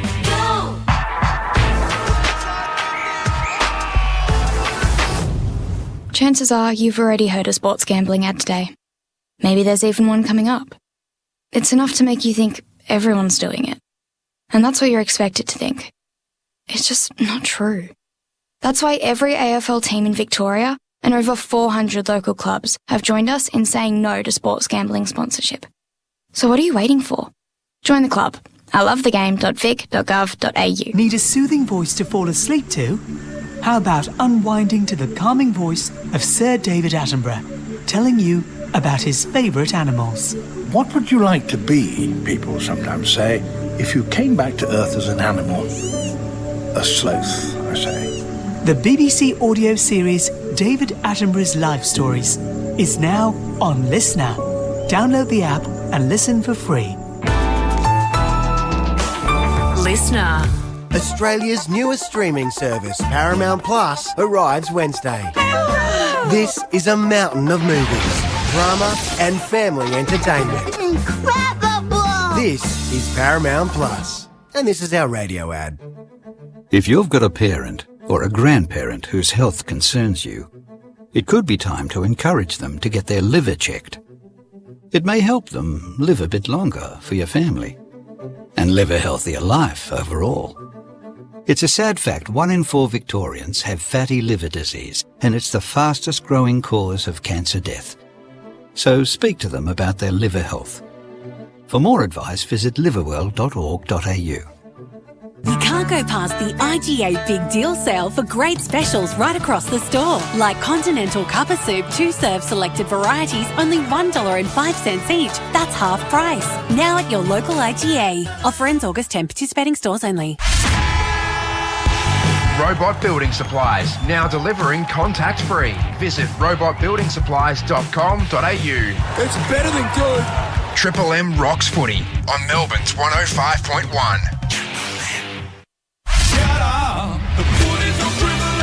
Triple M rocks footy. This quarter for Beacon Trade. Supporting Sparkies with 7:30am opening hours, trade prices, click and collect and free delivery from over 100 Beacon lighting stores. Dogs by 13 at quarter time. The Bombers by 3 at half time. 11 at three-quarter time. The boys have been analysing it in the break. They're ready to tell you exactly what's happening on the Triple M Beacon Trade scoreboard. Supporting Sparkies with 7:30am opening hours, trade price to click and collect and free delivery from over 100 Beacon lighting stores. Hey, Mickey, what's happening, big man? I tell you what, Luke Beveridge spends a lot of time on that whiteboard, but anyway, he's throwing the magnets around. Josh Shackey, he went down like a balsa wood deck chair, and he's actually strapped up now. They've been strapping him all this huddle, so the med sub is Rourke Smith. He's been warming up as they do at three-quarter time, but Shackey, if you notice now, heavily strapped left knee. That's elite, the Balsa Wood deck chair. Very good, Robbo. Harvey Norman, your leaders in technology. We'll get to them. And Bob Jane T-Marts, buy 3, get 1 free. Instant cash back on Bridgestone, Continental, Pirelli, and many more. BobJane.com.au. What do you got, Chewy, on the Reds Eds? The inside 50s are 48-29 Bulldogs way, but scores from stoppages. Bombers posted 8-3. Bulldogs only at 2-3. There you go, Daisy Thomas and Mr. Hawaii himself, Wayne Carey. Yeah, so to back up that stat, I mean, what we're seeing here, obviously the Bombers just more efficient. When they had their little period in that quarter, they kicked goals. The Bulldogs had their period late in the quarter. They just missed opportunities that they should kick with the amount of opportunities they've had. Yeah, the pleasing thing if you're a Bombers fan is their ability around the stoppage to quell the influence of those Western Bulldogs players. They've still had a lot of the football, but a lot of it's sort of going backwards. It hasn't been the looks they were getting in that first quarter. They're still standing that extra number up in and around that area of the ground to try and put extra pressure on and get some turnovers, force some hacked kicks forward. But their turnover game's been pretty strong as well. We saw in that quarter them go straight through the middle at one stage. So they're finding different avenues to goals, which is good, and being super efficient when they're getting their opportunities. The Dogs, though, if they can capitalise, they'd certainly be right back in this pretty quickly. McDonald's and Ream Hot Water, Triple M Rocks footy. Here's Nate Brown. So an 11-point lead to the Bombers. Bounce is good. Draper wins it. Stringer tried to rip it out of the hands of McRae, but he couldn't. Spike forward by Merritt. Bailey Williams was good. Got it to Bontempelli. Best man on the ground again to half forward. Bruce out the back is a really good mark taken by Stewart. Jesus, I reckon there was a really big push in there. That Stewart on Bruce got away with it. It's been solid defensively after a lot of Bombers players down earlier on in the year. Hooker went forward and Hurley not playing, so Stewart's filled a role and he's done well. The Dogs back to half forward. Norton from the back marks it. That's a big leap over the top. Was able to just take it out of the hands. Wants to move it quickly. He does now inside forward 50. One-on-one is Richards. He'll get back with Bruce. Bruce brings it to the ground but gives away a free kick in doing so. And Laverde gets a free kick. See Josh Bruce there throw the arms up. Pretty poor kick inside forward 50. Wanted it back towards the corridor. That's where he's pointing. Instead kicked it directly to his opponent. Daisy Thomas, Wayne Carey, Triple M, Seabus Super Special comments, delivering consistent long-term return for members. Seabus Rawlers, nice grab by Peter Wright. He's had a good afternoon, Chewy, on the Reds Eds. Yeah, has 5 disposals and 4 majors, but he kicked 3 majors in that second quarter alone. Reds Ed loans for the self-employed. It's a high ball. At the back is Francis, who's kicked a couple of majors today. Boundary line beats everyone out of sight.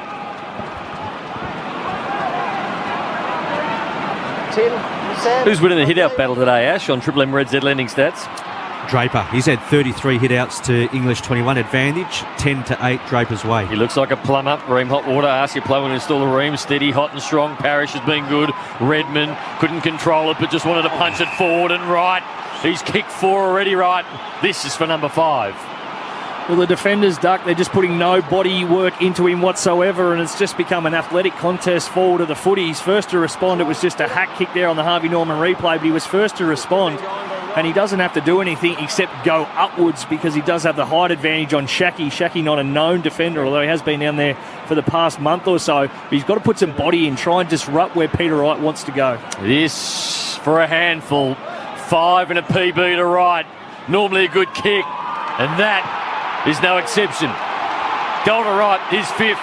And the Bombers, they lead by 17. 12-4, 76, 8-11, 59. Triple M Beacon Trade scoreboard. Well, you said it, Dave. He hasn't played a lot of footy in defence, Shaki, clearly. And on that occasion, he just didn't really know what to do. Didn't even go for the spoil. Didn't even look really like he was going for the mark. So just got caught in an awkward position. But no, he's as I said earlier in the game, this guy is very impressive.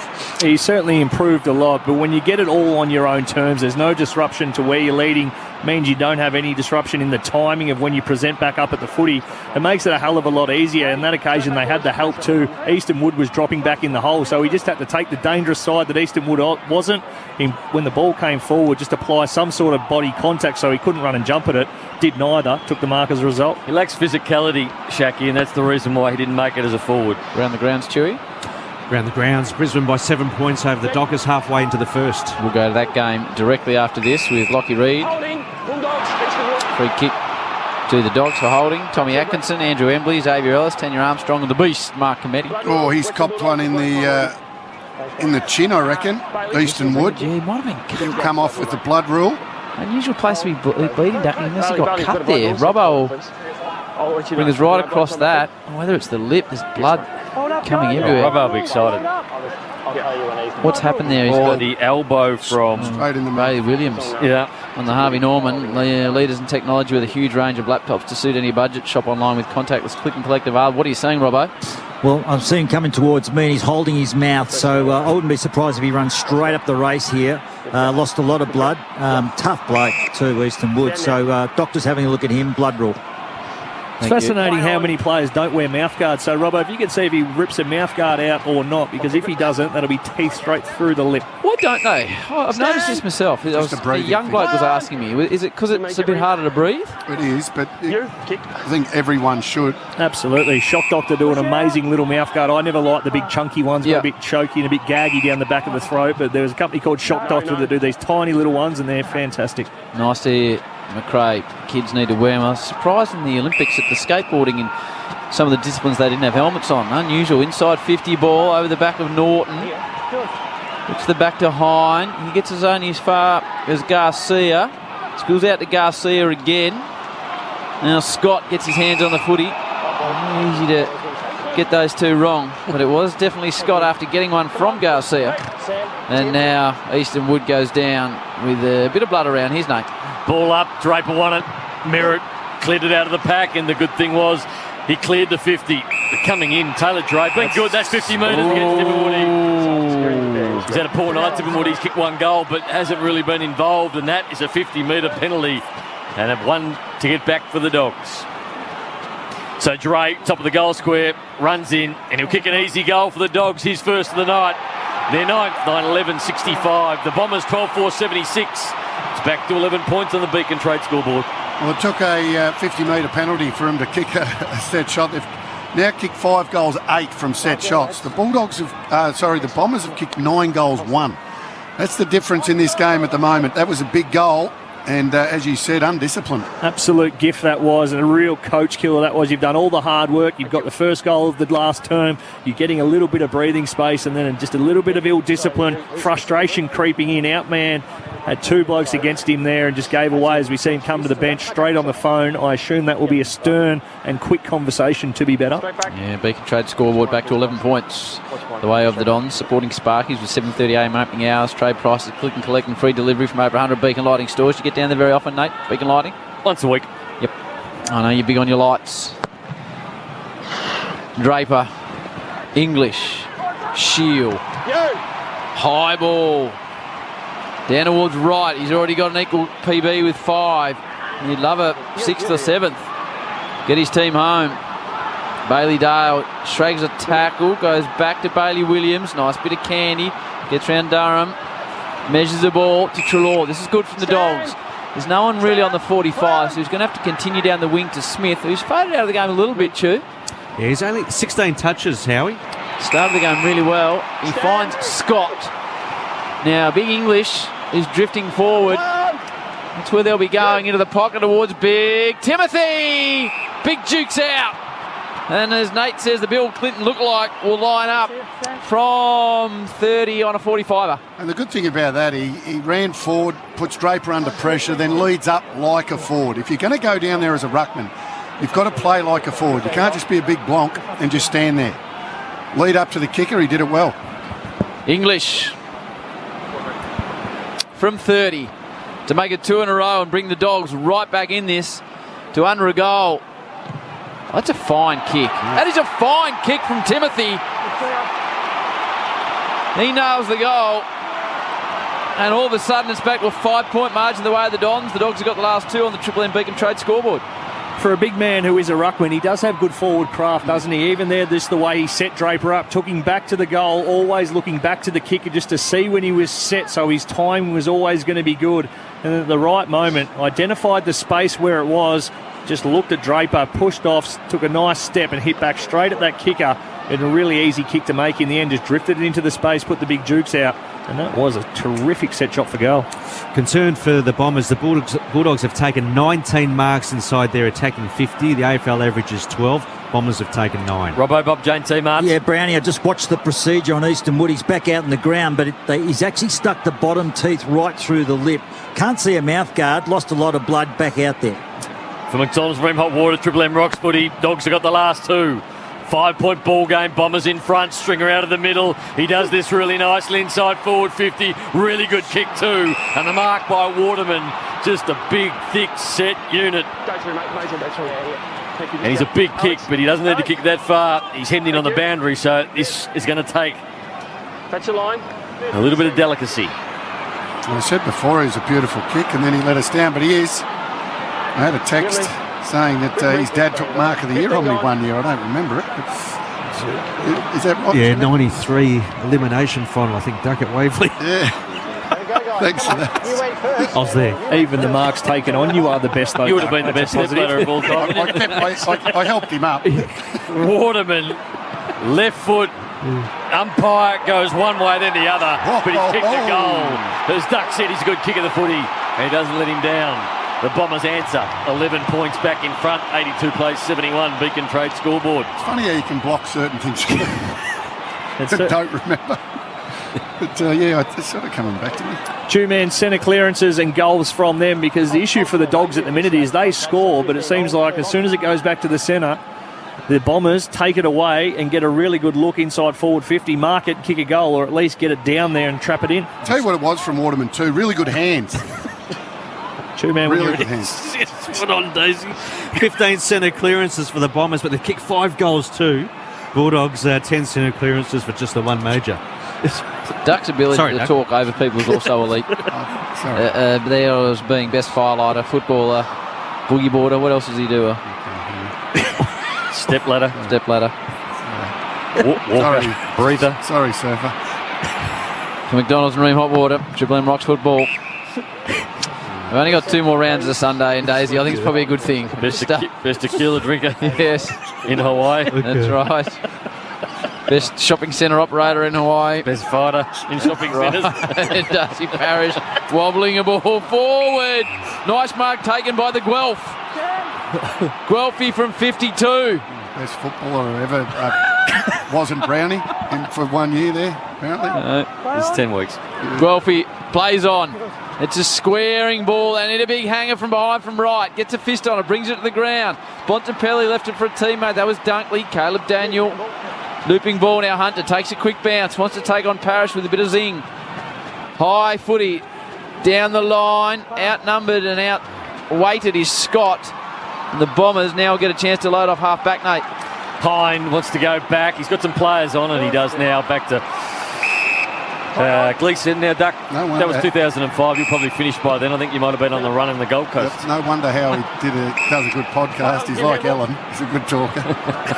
Duck trying to do some funny stuff that actually wasn't that funny. It was. He's talking about the Howie Games, Australia's #1 sports podcast, if you weren't aware. Guelphy. Majak Daw, this week's guest. So Guelphy's on centre wing. Did you listen to Days? Called to play on. I've seen the snippets on your Instagram stories, and it's a fantastic podcast, but this week's guest especially. But you don't listen to the podcast? I've caught a couple of them, the great one with Kelly Slater. Good man. Tim English. They need a goal, the Dogs. To the run of Smith. He runs the arc at centre half back and looks out there, tried to kick it to Laverde, looked like, and Laverde's going to get a free kick.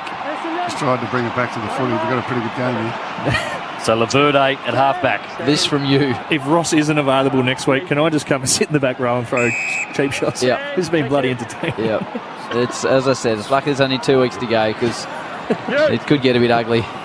Duck could just spear me straight out of the box. Merritt, Tip and Woody. Here come the Bombers. It's a cracking game, as Duck said. They lead it by 11 points. They've got 12 and a half minutes on the clock. Looking to try and sneak into the 8. The two-man told us earlier on how important this is for Essendon. They go to Shield. What will they be out of it if they win this, two-man? They'll only be 2 points outside, but they've got 2 winnable games, Suns and the Magpies, next 2 rounds. Shield's got a man in the pocket. Looks like Snelling. Tight angle. Similar area to where Waterman snaffled one from. About 2 metres inside the boundary, out of side. This to get it out 15 gone. to a 17-point margin, which would make it tough for the Dogs with 12 on the clock. Good kick from Shield. Very good kick. Now this man, Will Snelling, out of Goodwood. West Adelaide, Port Adelaide, West Adelaide again in the Sandful. Game number 39. Snelling. Skinny. One behind. 12-point margin. 83 to 71. 11 and a half on the clock. The Bombers are up. on the Beacon Trade scoreboard. McDonald's, Marine Hot Water, Triple M Rocks Football and Nathan Brown. There's plenty of time. Plenty of time as Bailey Dale goes straight up the middle with a low, hard ball and got Liberatore at centre-half back.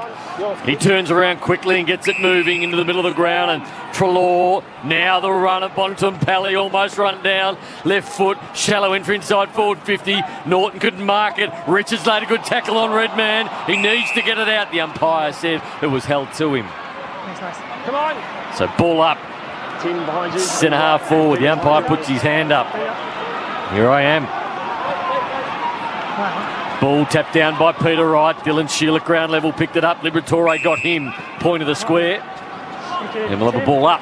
Just feel like with 11 minutes to play, the Bont's going to have a big say in this last passages of play. Choice Hotels around the ground. Brisbane leading the Dockers by 27 points deep into the first quarter. There is your man Bontempelli rolling a ball inside. Marty Gleeson, I tell you what, Bailey just laid a tackle and a half on a Docker and then kicked the goal and got right in his face. He's had a good year, Zach Bailey. They go short. You'll hear the update on that game and the full call directly after this game. Probably a pretty short wrap, unfortunately, today, and we'll get straight to that game. Now out the back, Waterman, and the chunky one. Nice ball forward.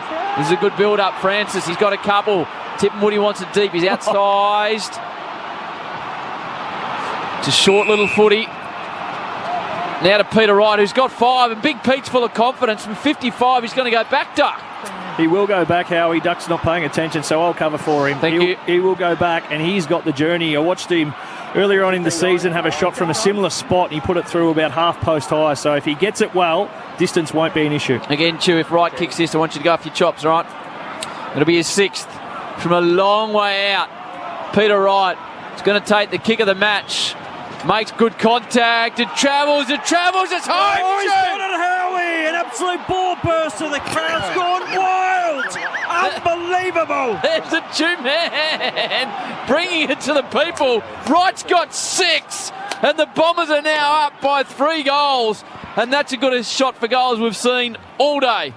Yeah, full of confidence and went back and flushed it. That was the issue. Just make sure you get some really good contact. Didn't need to run around, didn't need to run that arc, as we see so many players do, and going for the extra distance. They then drag it across the face of goal. He went back, went through his routine, struck it beautifully.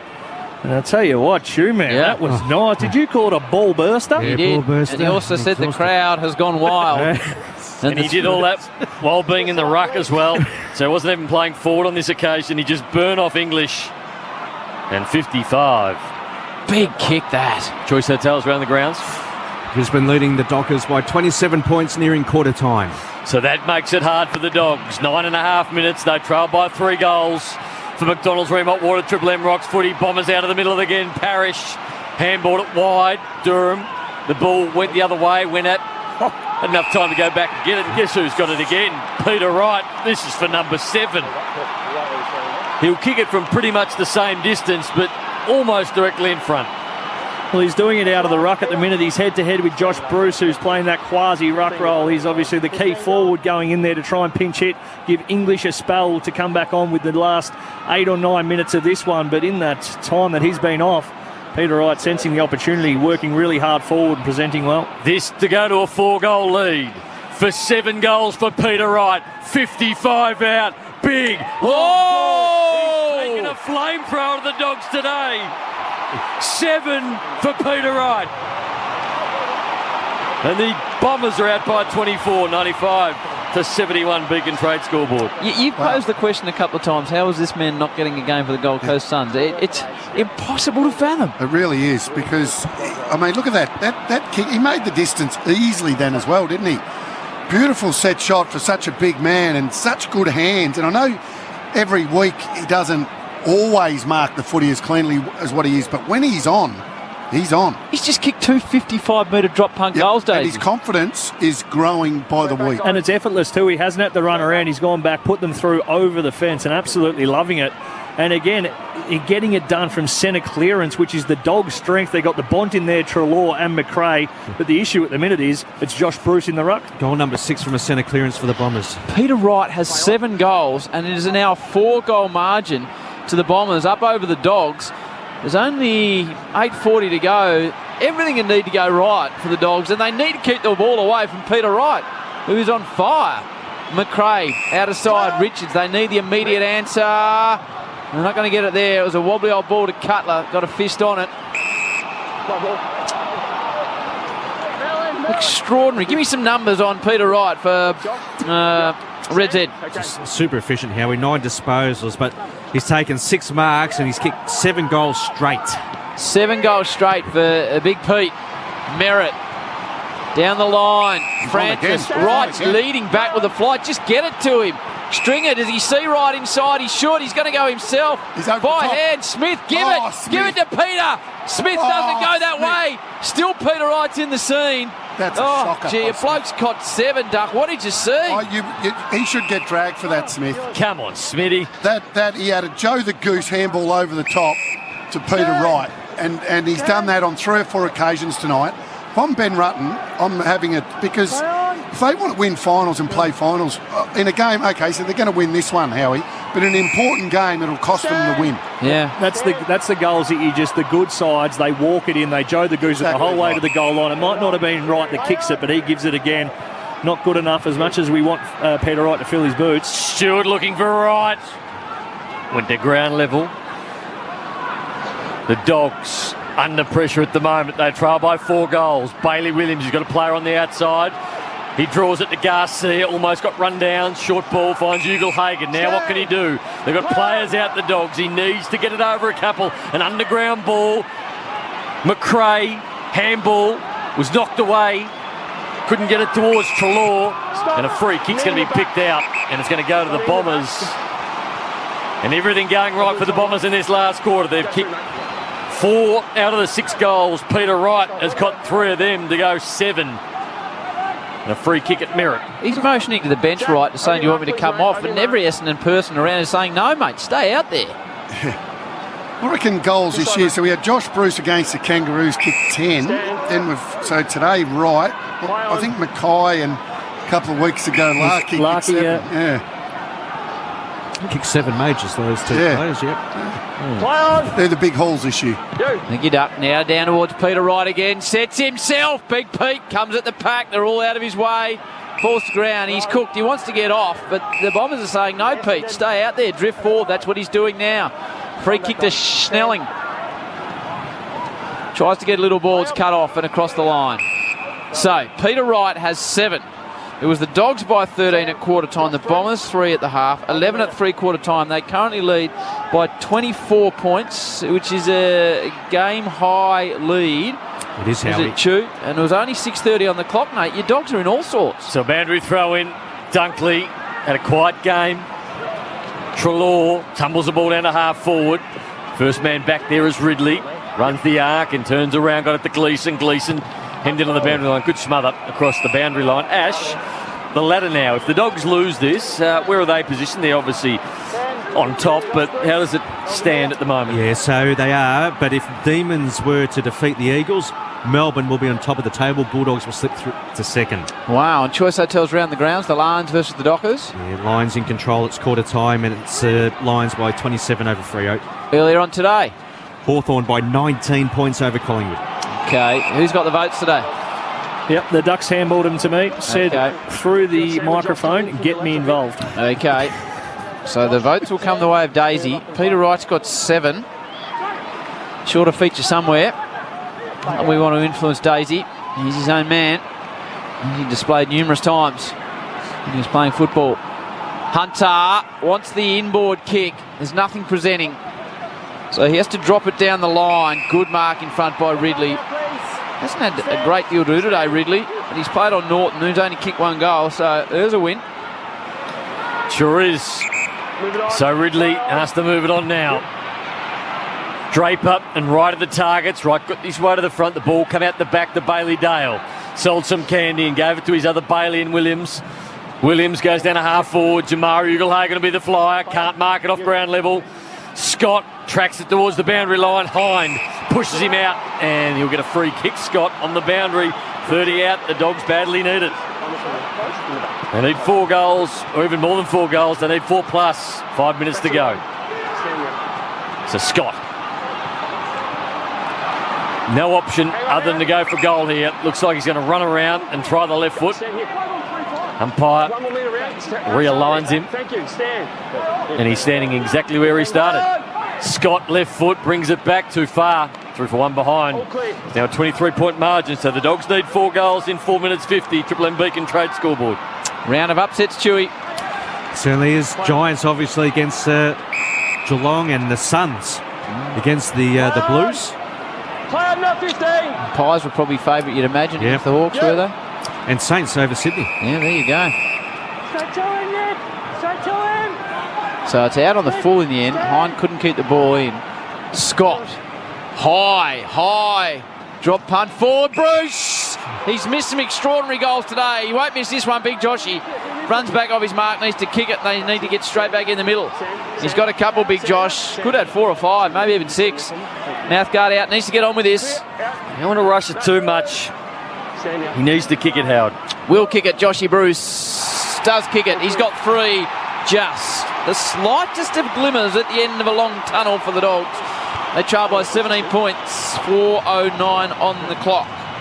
Well, now becomes the biggest centre clearance of the game, an area of the game that the Bombers have absolutely dominated all afternoon. Not only have they dominated there, they've gone forward and scored on the back of it. So English has made his way onto the ground, which is good news. He'll be up against Draper in there. Got McRae, Libber and the Bont making their way in there against Stringer, Shield and Merritt for the Bombers. Huge play coming up, Zach. What Draper's been doing, Daisy, is just been pushing it forward, and then their players have been running onto it. They've been doing it all day. The Dogs haven't been onto it yet. Yeah, it's been a good tactic. He's just surging the ball forward, turning the Dogs around. We know they like to flick it, but their ability to flick it has meant they've lost ground.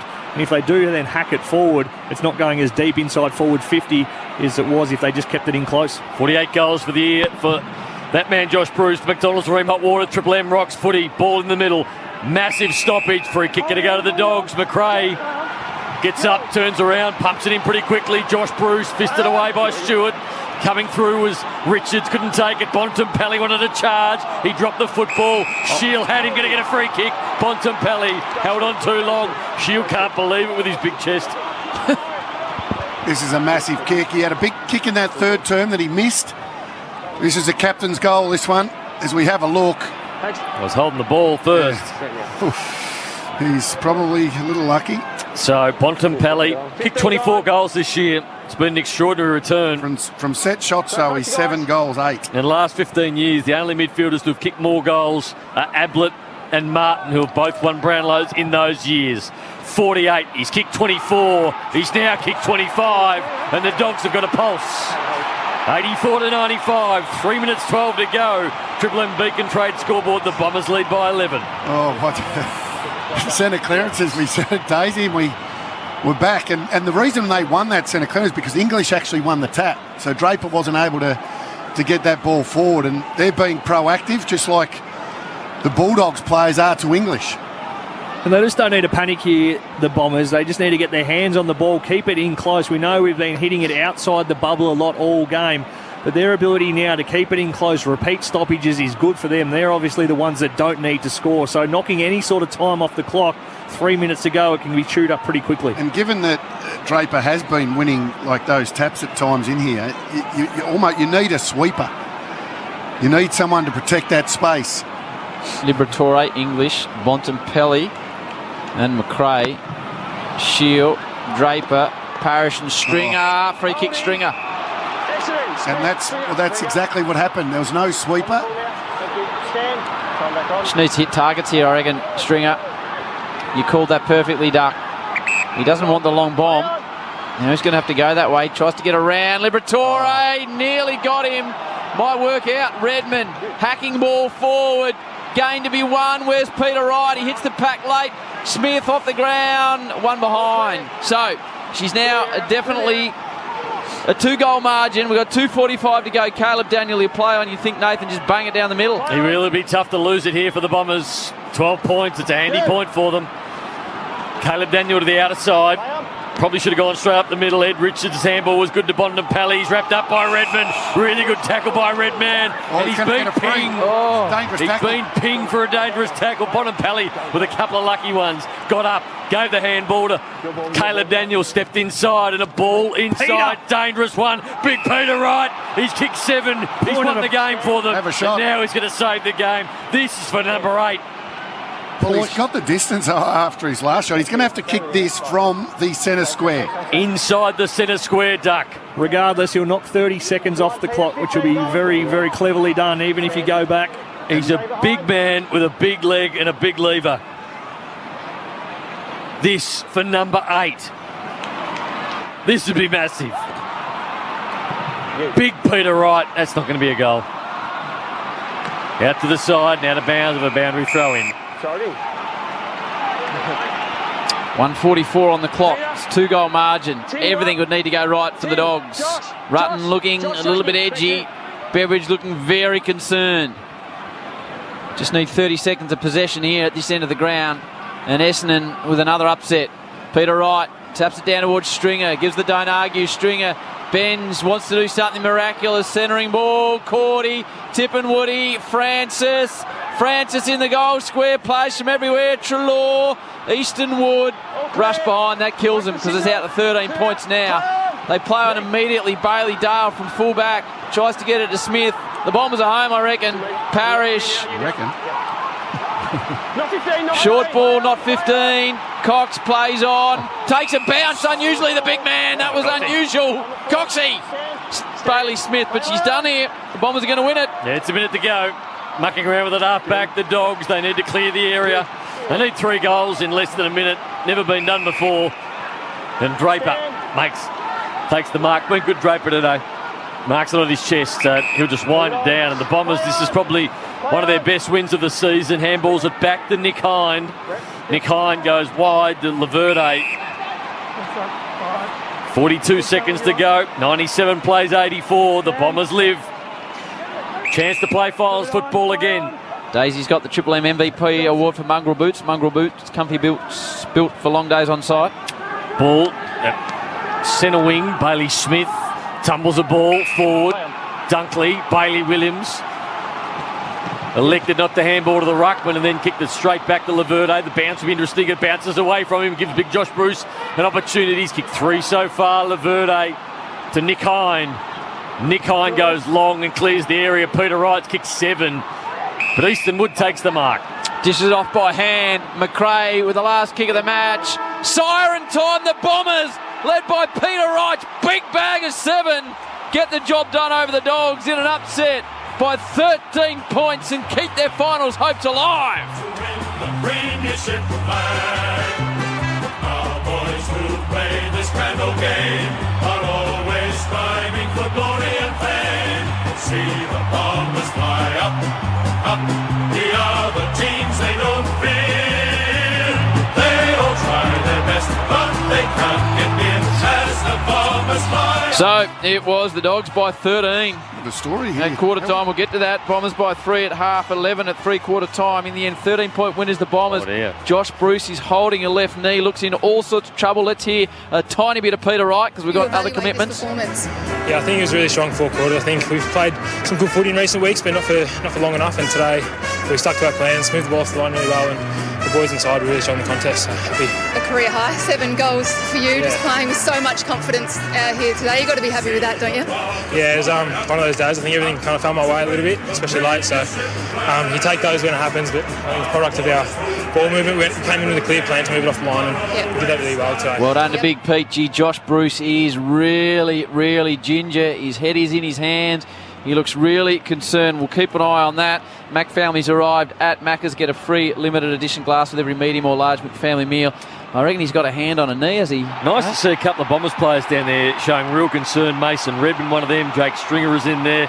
He can't really walk off the ground at the moment. The Bulldogs trainers are trying to help him, but nice moments there from the Bombers players who are really looking out for Josh Bruce as he starts to limp now into the hands of Dr. Gary Zimmerman. Yeah, mate, now he's holding the back of his I mean, might have got a massive whack on the leg. He's got a bit of a hole up now. We'll have a look at the replay. see anything obvious. He's grabbed the left knee in a twisting motion, so we'll keep an eye on that. Triple M MVP award for Mongrel Boots. Mongrel Boots, comfy boots built for long days on site. Days, what do you got, big boy? Yeah, I thought Darcy Parish was fantastic. He's worked through the midfield all game, kicked a goal as well, that beautiful goal that really kept their momentum. I gave him the 1 vote. Yep. I gave Big Draper with the mad hairdo. He was giving them all that service, which they were taking full advantage of, getting it inside 50 from those centre clearances. He got the 2 votes, and no surprises, big 2-metre Peter Fish. He got the 3 votes, 7 goals. Yep. Outstanding. Well done, Daisy. Good news, Josh Bruce is now walking. He looks sore, but it looks a lot better than it did. So good news there. Right, that's it. We're done here. The Dogs have got rolled by the Bombers by 13 points. Don't go anywhere because we're going to go directly to the game in the West with Lockie Reid, Tom Atkinson, Andrew Embley, Xavier Ellis, Tanya Armstrong and the B-Smart Committee. It is the